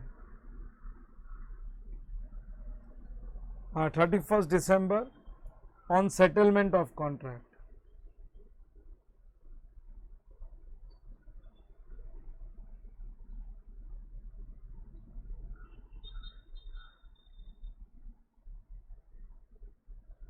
on settlement of contract,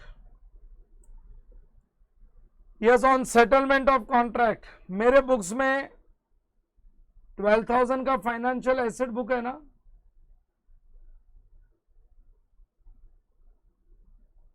बोलो यस और नो।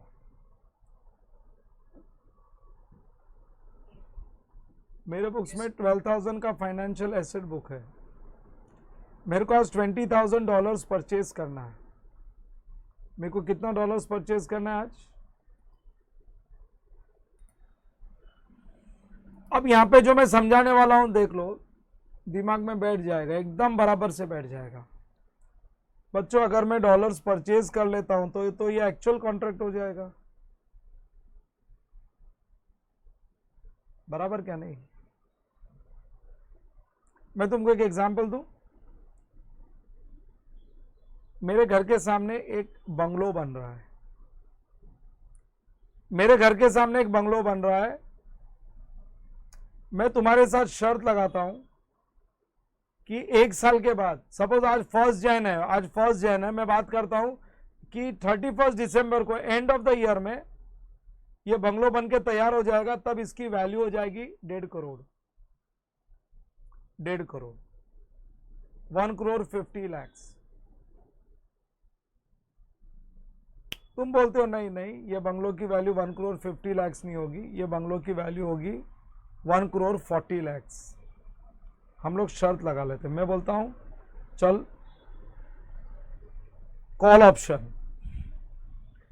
कॉल ऑप्शन में मैं सामने वाली पार्टी को, अरे कॉल ऑप्शन का मतलब क्या हो गया? मैं तुमको ऑप्शन दे रहा हूं परचेज करने का। हमारा ये डेरिवेटिव क्या है? हमारा डेरिवेटिव है कॉल ऑप्शन का। मैं कॉल ऑप्शन खिला रहा हूं, I M option writer.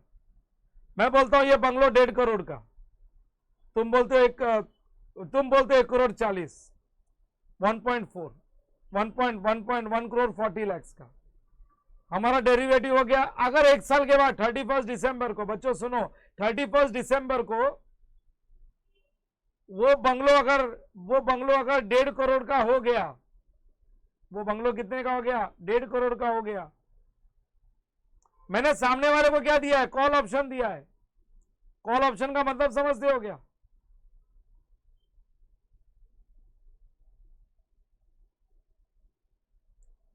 Call option का मतलब है मैंने अदर पार्टी को परचेज करने का राइट दिया है। अब उसके दिमाग में क्या है? उसके दिमाग में, उसने मेरे से शर्त क्यों लगाई? उसके दिमाग में ये 1,40,00,000 का हो जाएगा। उसके दिमाग में ये बंगलो 1,40,00,000, उसके दिमाग में, सॉरी मैं उल्टा बोल रहा हूं, उसके दिमाग में ये है कि ये बंगलो 1.5 करोड़ का नहीं, ये बंगलो 2 करोड़ का हो जाएगा, ये बंगलो महंगा हो जाएगा। उसके दिमाग में ये था, इसलिए वो मेरे से शर्त लगाएगा। मैंने क्या बोला 1.5 करोड़ का हो जाएगा, उसके दिमाग में कि 2 करोड़ का हो जाएगा, इसने मेरे से शर्त लगा ली। चलो ठीक है, मैं कॉल ऑप्शन खिलवा रहा हूं, उसने एक छोटा सा प्रीमियम दिया, बोला चल मैं कॉन्ट्रैक्ट में एंटर हो गया। ऐसे मैंने कई लोगों को कॉन्ट्रैक्ट में एंटर किया। मैं अभी इंडिविजुअल की बात करता हूं, तुम मेरे कॉन्ट्रैक्ट में हो। अगर ये बंगलों का प्राइस, ये बंगलों का प्राइस 1.5 करोड़, मेरे हिसाब से ये बंगलों का प्राइस मैंने क्या कोट किया है, 1.5 करोड़। अगर ये बंगलों का प्राइस 1,40,00,000 हो गया, अरे अपने कॉन्ट्रैक्ट में क्या प्राइस फिक्स है, 1.5 करोड़, मतलब तुमको मेरे से खरीदने का ऑब्लिगेशन नहीं है, राइट है। तुम खरीद भी सकते हो, नहीं भी खरीद सकते हो। अगर तुम मेरे से खरीदोगे तो तुमको 1.5 करोड़ में खरीदना पड़ेगा, तुमको 1.5 करोड़ में ही खरीदना पड़ेगा, क्योंकि अपने अमाउंट क्या, प्राइस क्या फिक्स हुई है, 1.5 करोड़, 1,50,00,000। तुम मेरे से कब खरीदोगे, जब मार्केट में वैल्यू 2 करोड़ की हो जाएगी। मार्केट में वैल्यू अगर 2 करोड़ की होगी तो तुम बोलोगे ले ऑप्शन एक्सरसाइज करते हैं, क्योंकि मार्केट में अगर हम लोग ये जाके बिल्डर से खरीदने को जाएंगे, जो बना रहा है उससे खरीदने को जाएंगे तो 2 करोड़ लगेगा।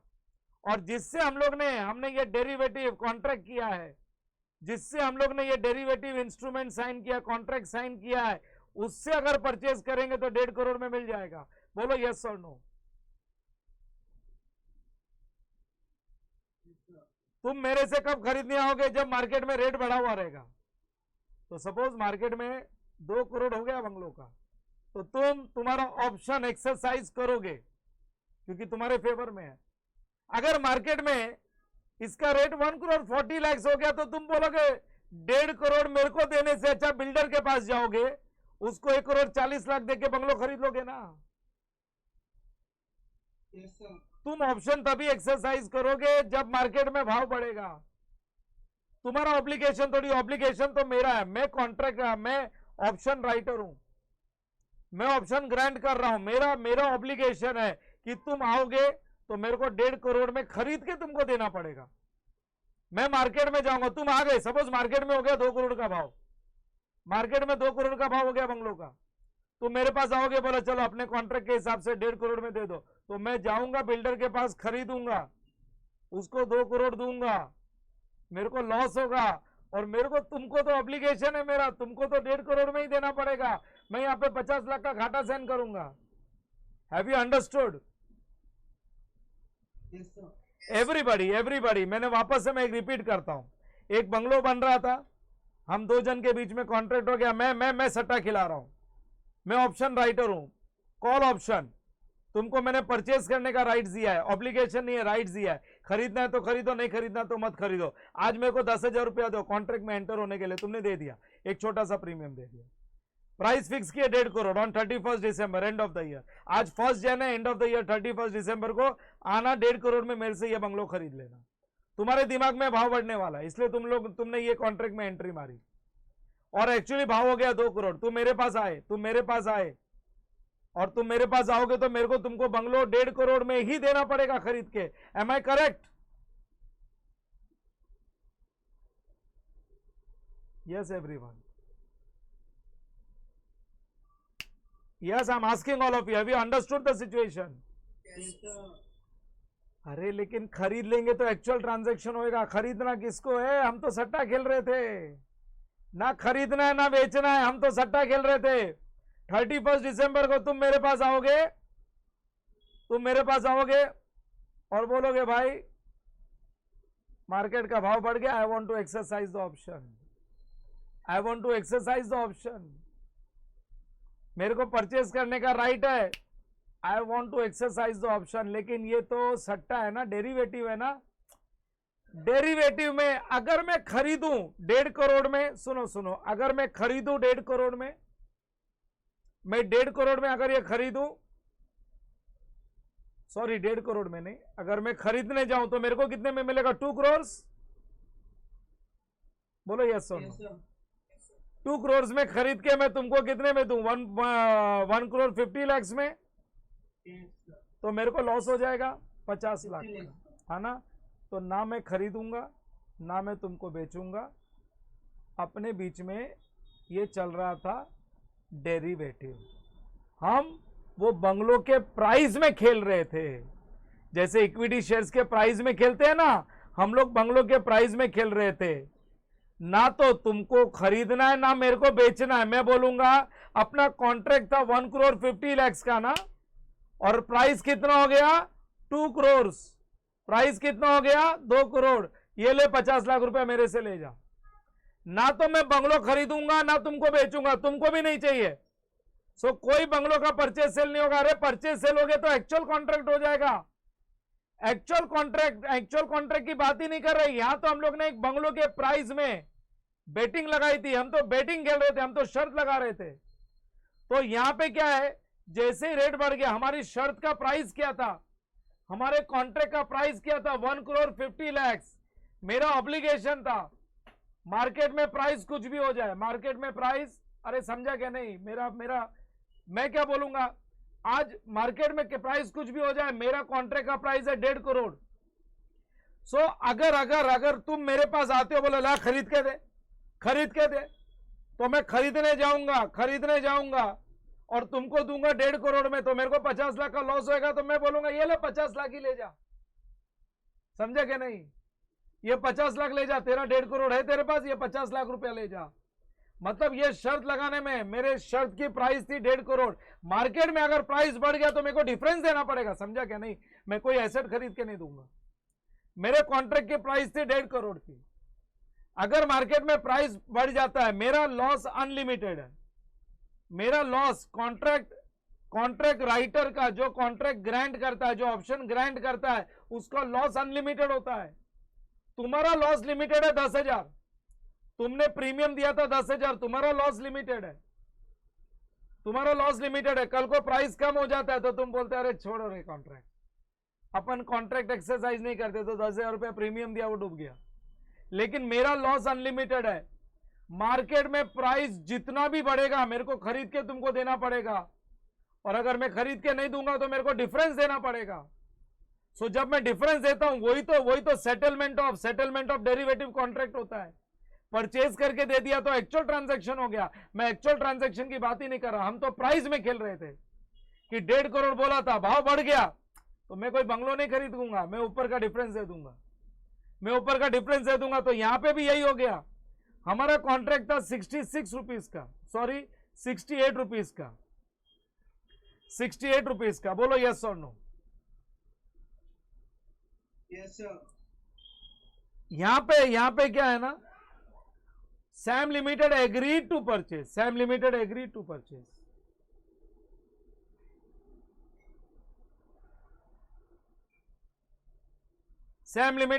परचेज, मतलब कंपल्शन आ गया ना, ऑब्लिगेशन आ गया ना, खरीदना पड़ेगा।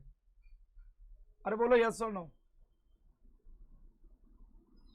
एग्रीड टू परचेज का मतलब है खरीदना ही पड़ेगा, तो मैं नहीं खरीद के काम कर सकता हूं। मैं तो एक्चुअली कोई एक्चुअल ट्रांजैक्शन थोड़ी कर रहा था, मैं तो गैम्बल कर रहा था, इसीलिए तो मैं प्रॉफिट लॉस बुक करते जा रहा था अलग अलग डेट्स को। और फाइनली बोलो अपने को यहां पे फायदा हुआ कि नुकसान हुआ? हमको यहां पे फायदा हुआ कि नुकसान हुआ? 68 के रेट में हमने बोला था हम पक्का खरीदेंगे, और रेट कितना हो गया? बोलो रेट कितना हो गया? 66 हो गया, 66 हो गया। मैं बोलता हूं तुमको एंट्री से समझाता हूं। मेरे पास ऊपर फाइनेंशियल एसेट कितने का दिख रहा है? बोलो कितना दिख रहा है? मेरा कॉन्ट्रैक्ट कितने में हुआ था? 68। आई एग्रीड का मतलब है मेरे पे ऑब्लिगेशन है 68 में खरीदने का। मेरे पे ऑब्लिगेशन कितने में खरीदने का है? 68 में खरीदने का है। रेट क्या हो गया? रेट 66 भी हो गया तो मेरे को कितने में खरीदना पड़ेगा?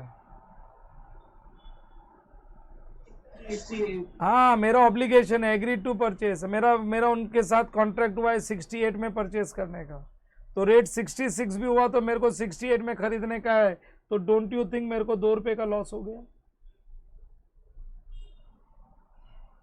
yes sir don't you think यहाँ पे मेरे को 2 रुपए का लॉस हो गया? Have you understood this? मेरे को 2 रुपया, मैं कोई करेंसी खरीदने वाला नहीं हूँ, मेरे को कोई 20,000 करेंसी नहीं खरीदनी है, मैं तो करेंसी के प्राइस में खेल रहा था, और प्राइस में खेलने के लिए मैंने एग्रीमेंट किया, मैं ऑप्शन राइटर, ये मैंने कॉन्ट्रैक्ट खेला था, मैंने एग्री कर लिया था मैं 68 में खरीदूंगा, मैं 68 में खरीदूंगा। तो अभी यहां पे क्या हो रहा है ना, भाव गिरने के वजह से क्या हो गया ना, मेरे को तो 68 रुपीज देना ही पड़ेगा। मैं बोलूंगा profit and loss account debit, profit and loss account debit. ये फाइनेंशियल एसेट जो मैंने क्रिएट किया था उसको जरा उल्टा कर देते हैं, क्योंकि अब इसके बाद ये फाइनेंशियल एसेट बुक्स में नहीं रहेगा। टू फाइनेंशियल एसेट, और इसको डील को सेटल करने के लिए अपने को डिफरेंस देना पड़ेगा। 68 was the agreed price, price हो गया 66, इसका मतलब है 2 रुपया एक्स्ट्रा देना पड़ा। ये $20,000 पे अपने को 2 रुपया देना पड़ेगा प्राइस डिफरेंस, तो that comes to how much, 40,000। ये फाइनेंशियल एसेट कितना, 12,000 रिवर्स हो गया? बोलो यस और नो। yes sir सो मेरा टोटल लॉस कितना हो गया? My total loss comes to 52,000। My total loss comes to 52,000। मैं तो डॉलर्स के प्राइस में खेल रहा था, मेरे को थोड़ी डॉलर्स खरीदना था, मैं तो डॉलर्स के प्राइस में खेल रहा था। डॉलर्स खरीद लिया होता तो एक्चुअल ट्रांजैक्शन हो जाता था, एक्चुअल ट्रांजैक्शन की बात थोड़ी हो रही है। स्पेक्यूलेशन करके कमाना होता है, स्पेक्यूलेशन करके कमाना होता है, यहां पे कोई एक्चुअल ट्रांजैक्शन थोड़ी कर रहे थे हम लोग। यस यू कैन, ये कोई एक्चुअल ट्रांजैक्शन थोड़ी था। बोलो समझा क्या तुम लोगों को?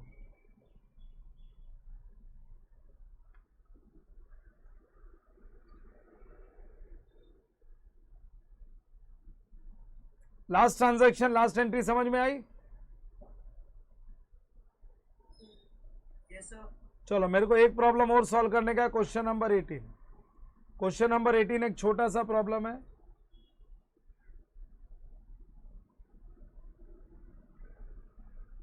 Look at the problem.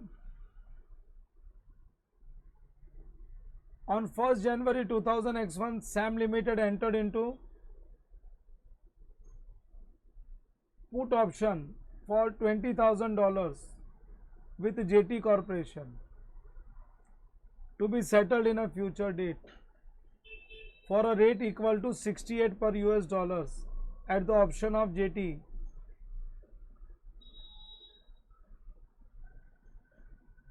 एक मिनट है, अभी एग्रीमेंट क्या हो रहा है? सैम लिमिटेड का और जेटी लिमिटेड का एग्रीमेंट हो रहा है।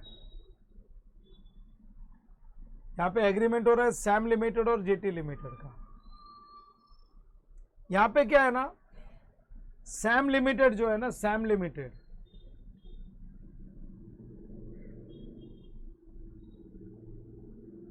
entered into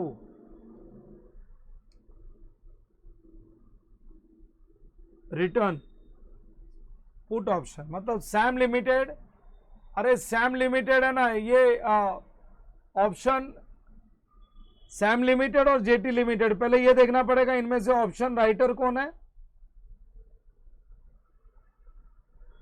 पुट ऑप्शन की बात हो रही है, पुट ऑप्शन। पुट ऑप्शन का मतलब होता है सामने वाले पार्टी को हम लोग सेल करने का राइट देते हैं। सामने वाले पार्टी पे परचेज करने का राइट नहीं होता है, सेल करने का राइट होता है, सेल करने का राइट होता है। तो सैम लिमिटेड ये ऑब्लिगेशन में है। Sam limited entered into return, entered into a return, return का मतलब है ये राइटर है, Sam limited is writer, Sam limited is writer,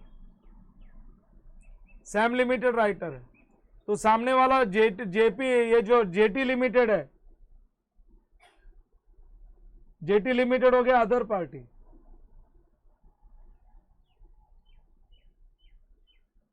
हाँ, सैम लिमिटेड ने क्या किया, पुट ऑप्शन राइट किया है, he is writer of put option. इसका मतलब है वो ऑपोजिट पार्टी को, अरे वो ऑपोजिट पार्टी को परचेज करने का राइट दे रहा है। प्राइस क्या फिक्स किए, 68 रुपीज, $20,000 के लिए 68 की प्राइस फिक्स की है, 68 की प्राइस फिक्स की है। इस बार अपना कॉल ऑप्शन है क्या पुट ऑप्शन है? अरे बोलो बोलो। पुट ऑप्शन में other party has right to sell, call option में अदर पार्टी के पास होता है राइट टू परचेज। यहां पे अपन ने पुट ऑप्शन दिया है, तो पुट ऑप्शन में उसके पास राइट टू सेल है। अरे पुट ऑप्शन का मतलब होता है राइट टू सेल, समझा क्या नहीं? और वो जो ये जो जेटी लिमिटेड है ना, जेटी लिमिटेड, इसका ऑब्लिगेशन थोड़ी है, ऑब्लिगेशन सैम लिमिटेड का है। उसके जेटी लिमिटेड के पास तो राइट है, ये एक्सरसाइज करेगा तो करेगा, नहीं तो ऑप्शन एक्सरसाइज नहीं भी करेगा। पुट ऑप्शन का मतलब होता है right to sell. JT limited के पास है राइट्स बेचने का, और सैम लिमिटेड का ऑब्लिगेशन है क्या प्राइस पे, 68 ये पहले ही फिक्स हो गया है। बट मार्केट में रेट अगर 66 हो गया, अरे रेट क्या फिक्स हुआ है, 68, अगर मार्केट में रेट 66 हो गया, 66 हो गया, तो वो आएगा जेटी लिमिटेड और हमको बेच के जाएगा, क्योंकि वो बोलेगा सैम लिमिटेड के साथ मेरा 68 का प्राइस फिक्स है, आज मार्केट में बेचूं तो नुकसान होता है, इसको बेचूंगा तो 2 रुपए का फायदा होता है, तो वो हमारे पास आएगा तो हम बोलेंगे एक काम कर 2 रुपए का डिफरेंस ले जा। ये जो डिफरेंस में खेलते हैं, ये जो प्राइस डिफरेंस में खेलते हैं, यही तो सट्टा होता है। एक्चुअल ट्रांजैक्शन थोड़ी खरीदना, ना मेरे को शेयर खरीदना ना उसको बेचना। जो प्राइस डिफरेंस में खेलते हैं ना, उसको बोलते हैं डेरिवेटिव। अगर एक्चुअल ट्रांजैक्शन हो गया तो purchase and sale of shares हो जाएगा। सो मार्केट में रेट अगर 66 हो गया तो वो आएगा, एक्सरसाइज करेगा, उसको फायदा होने वाला है। और जो सामने वाली पार्टी होती है उसको अगर फायदा होता है तो ही वो ऑप्शन एक्सरसाइज करता है, अदरवाइज वो ऑप्शन से बाहर हो जाता है।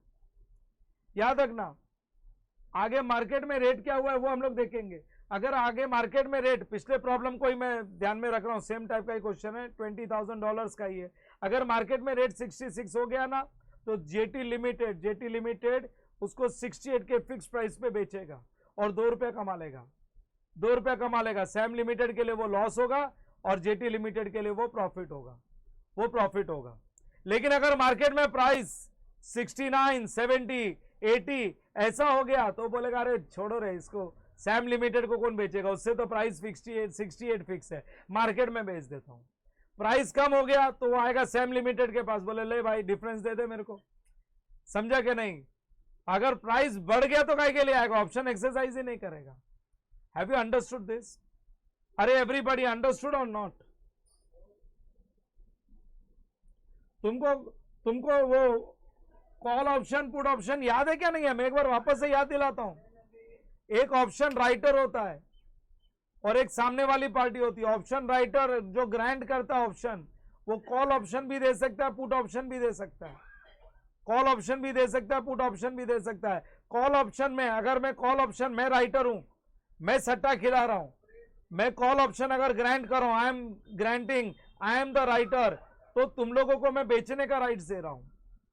हम लोग कोई भी चीज का मैं कॉल ऑप्शन दे सकता हूं, कोई भी चीज का कॉल ऑप्शन हो सकता है, कोई भी चीज का पुट ऑप्शन हो सकता है। लेकिन अगर मैं पुट ऑप्शन खिला रहा हूं तुमको, तो तुमको परचेस करने का राइट है, तुमको परचेस करने का राइट, और तुम तभी वो ऑप्शन एक्सरसाइज करोगे जब तुम्हारे फेवर में आएगा, तुमको जब उसका बेनिफिट होगा। मेरा ईपीएस का लेक्चर सुनो, ईपीएस में मैंने पूरा डिटेल में समझाया हुआ इधर। अब यहां पे देख लो, सैम लिमिटेड ऑप्शन राइटर है, प्राइस फिक्स हुई है 68, और ये पुट ऑप्शन है। पुट ऑप्शन का मतलब है हमने सामने वाले पार्टी को सेल करने का राइट्स दिया है, हमने सामने वाले पार्टी को सेल करने का राइट्स दिया है। सैम लिमिटेड कंपनी बोलता है तुम $20,000 68 रुपीज में तुम मेरे को सेल कर सकते हो एट अ फ्यूचर डेट। अगर प्राइस 66 हो गया तो वो जरूर आएगा और हमसे 2 रुपया कमा के लेके जाएगा, प्राइस का डिफरेंस लेके जाएगा, क्योंकि हमारे कॉन्ट्रैक्ट की प्राइस है 68। अगर मार्केट में 66 हो गया तो 2 रुपया लेके जाएगा अपने से। चलो ठीक है, आगे देखते क्या है। ऑन एंटरिंग द कॉन्ट्रैक्ट कुछ भी रिसीव नहीं हुआ है। Sam limited is a listed company and prepare its financial statements on quarterly basis. Following classifications, following the classification of principles and measurement laid down in India's 109, you are required to record the entries for each quarter till the date of actual purchase of USD. For the purpose of accounting, please use the following information representing mark to market value. 31st March X1 को value ये अपने favour में नहीं था, Sam limited के point of view से देखेंगे तो अपने फेवर में नहीं था। ये जो हम लोग ने बेटिंग लगा रखी है ये हमारे फेवर में नहीं है। उसके बाद में फेवर में तो नहीं है, लेकिन 10,000 से लाइबिलिटी रिवर्स होगी और 30 जून को 30 सितंबर को ना प्रॉफिट ना लॉस, मतलब पूरा जो बैलेंस है वो भी रिवर्स हो जाएगा। स्पॉट रेट, अरे 66 का स्पॉट रेट है, तो मेरे सामने वाली पार्टी को मैंने 68 का रेट दिया था और मार्केट में अगर 66 हो गया तो वो आएगा कॉल ऑप्शन, उसको मैंने इस बार पुट ऑप्शन दिया है, वो आएगा और मेरे से 2 रुपये का डिफरेंस लेके जाएगा। वो मेरे से 2 रुपये का डिफरेंस लेके जाएगा, समझा कि नहीं? Yes everyone.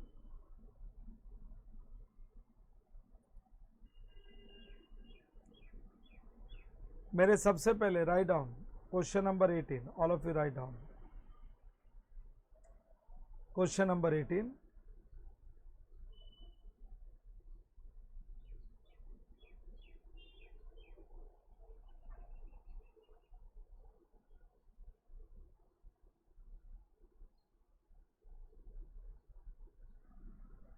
Journal entries in the books of Sam limited.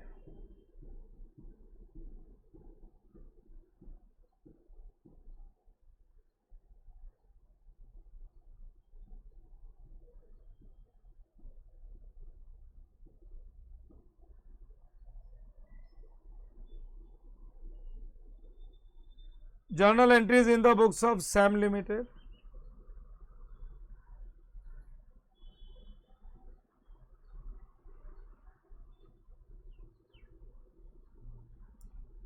In the books of Sam limited 5-7 line की एंट्रीज बना लो, 10 लाइन बना लो, जरूरत पड़ा तो और एक्सटेंड कर देंगे। In the books of Sam limited.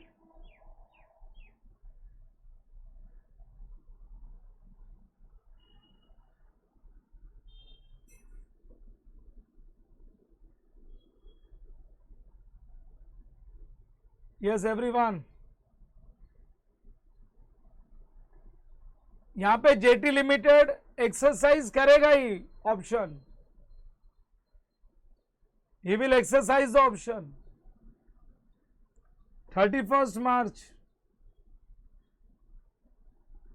पहला क्वार्टर एंड हुआ 31 मार्च X1 को,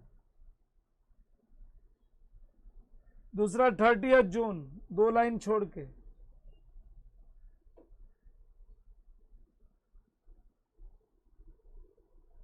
इसके नीचे 2 लाइन छोड़ के लिखो 30 जून, 30 जून X1, फिर से 2 लाइन छोड़ के 30 सितंबर X1, फिर से 2 लाइन छोड़ के 31 दिसंबर X1। 31 दिसंबर के नीचे 2 लाइन छोड़ दो और क्लोज कर दो।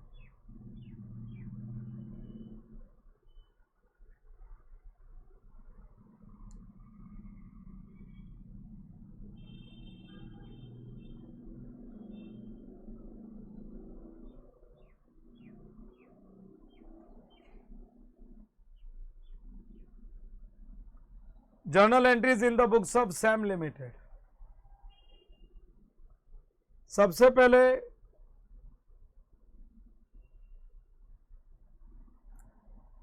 On 31 March X1 Sam limited के फेवर में नहीं है, loss on mark to market basis.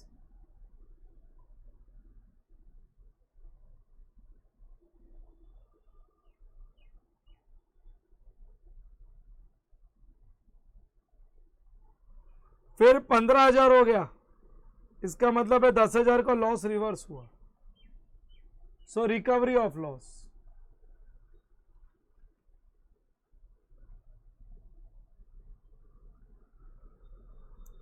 Thirtieth सितंबर को 0 हो गया, इसका मतलब है नो लॉस, कंप्लीट रिकवरी। वापस से recovery of loss.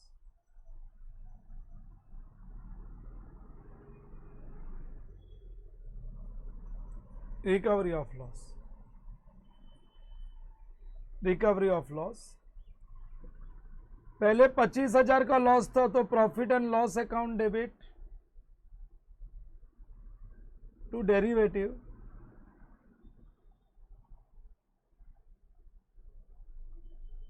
Financial liability 25,000,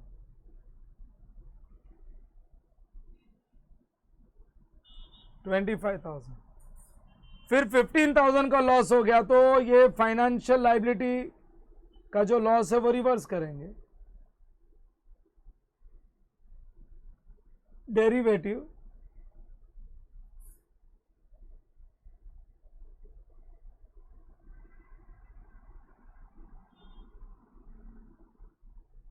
financial liability account debit,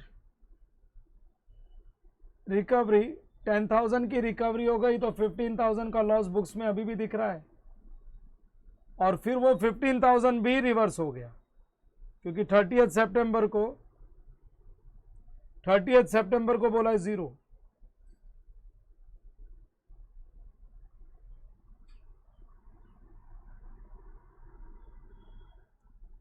सो पहले हमने 25,000 का लॉस बुक किया था,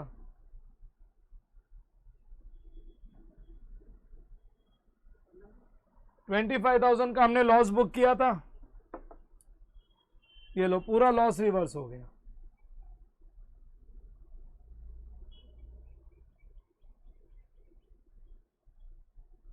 on settlement date, settlement date वो कोई डॉलर्स थोड़ी खरीदेगा, वो तो प्राइस डिफरेंस में हम लोग खेल रहे थे, हम तो खाली प्राइस डिफरेंस में खेल रहे थे। मैंने बोला मैं 68 में तुमको सेल करने का राइट्स देता हूं, तुम आगे बोलोगे भाई खरीद, तो मैं खरीदूंगा 68 में। अरे अगर खरीदना पड़ा तो मार्केट में 60, देखो अगर खरीदना पड़ा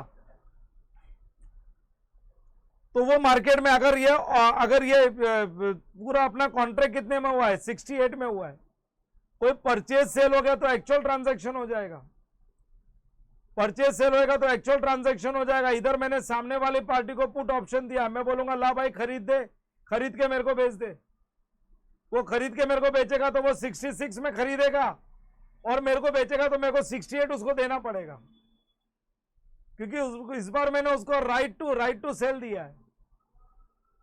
तो ये $20,000 वो लेके आएगा 66 के रेट पे और मेरे को बेचेगा, और मेरा ऑब्लिगेशन है खरीदना पड़ेगा, मेरे को 68 में खरीदना पड़ेगा, तो उसको $2 पर डॉलर फायदा होएगा। तो ना तो वो मार्केट से खरीद के मेरे को बेचेगा, क्योंकि इस बार अगर मैं बोलूंगा एक्चुअल ट्रांजैक्शन करना है तो मैं बोलूंगा ला बेच, बट यहां पे एक्चुअल ट्रांजैक्शन की बात ही नहीं हो रही, यहां पे डेरिवेटिव हो रहा है। डेरिवेटिव का मतलब है सिर्फ स्पेकुलेशन में कमाना। अगर मैं बोलूंगा एक्चुअल ट्रांजैक्शन करते हैं तो वो क्या करेगा, मार्केट वो जाके $20,000 खरीदेगा 66 की रेट पे, और मेरे को तो ऑब्लिगेशन है, उसको राइट टू सेल है, मेरे पे तो ऑब्लिगेशन है, मेरे को तो ऑब्लिगेशन है, मैंने उसको राइट दिया, तू बेचेगा मेरे को, तो वो बेचेगा मेरे को और मेरे को उसको 68 रुपीज देना पड़ेगा। तो मैं बोलता हूं छोड़, अपना तो खाली प्राइस में खेल रहे थे, हम तो सिर्फ प्राइस में खेल रहे थे, तो मेरे को $2 का नुकसान हो गया, हाँ मेरे को $2 का नुकसान हो गया। So profit and loss account debit, profit and loss account debit to bank, profit and loss account debit to bank 68 minus 66 into 20,000, मेरे को 40,000 का नुकसान हो गया, और वो आएगा, वो ऑप्शन एक्सरसाइज करेगा ही,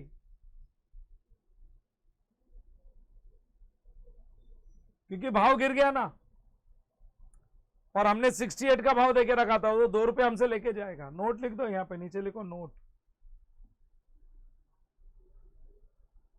jetty company will exercise the option.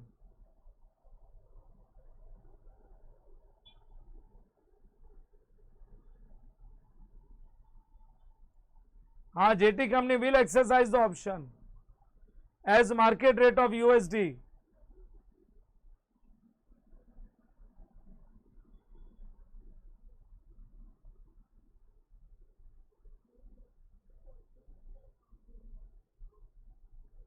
as market rate of US dollars becomes lower than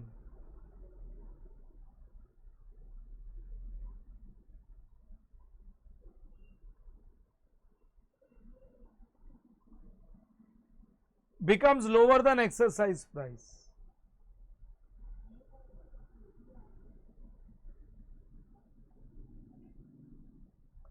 Becomes lower than exercise price. यहाँ पे मेरा डेरिवेटिव्स का पार्ट खत्म होता है, फर्स्ट पार्ट कॉन्सेप्ट 1 डेरिवेटिव्स, और उसके बाद आता है एम्बेडेड डेरिवेटिव्स। मैं स्टॉप करूंगा लेक्चर इधर, तुम लोग अच्छे से प्रिपेयर कर लो। जो मैंने 2 क्वेश्चंस करवाया, ये पूरा रिकैप देके ये दोनों क्वेश्चन वापस से समझा के मैं जाऊंगा एम्बेडेड डेरिवेटिव्स में अगले क्लास में। और अगले क्लास में एम्बेडेड डेरिवेटिव्स खत्म करके हम लोग शुरू कर देंगे उसके बाद में हेजिंग, उसके बाद में हेज अकाउंटिंग है वो शुरू कर देंगे। हेज अकाउंटिंग इज वो जो फॉरवर्ड कॉन्ट्रैक्ट सिखाया था ना मैंने सीए इंटर में, it is related to that. ये पार्ट पे मैं बहुत स्लो हो जाता हूँ, सो दैट तुम लोग साथ साथ में प्रैक्टिस कर लो। इसके पहले वाला तो मैंने सिंप्लीफाई कर ही दिया था। अब ये 2 क्वेश्चन है, इससे हमारा डेरिवेटिव्स खत्म हो जाता है और बाद में आएगा एम्बेडेड डेरिवेटिव्स। सो प्लीज़ ये दोनों प्रॉब्लम को अच्छे से रिवाइज कर लो, जो थियरी दी है वो अच्छे से गो थ्रू कर लो, दोनों प्रॉब्लम को रिवाइज कर लो। अगले प्रॉब्लम में एक रिकैप देके हम लोग आगे बढ़ जाएंगे। चलो that's it, will stop it here.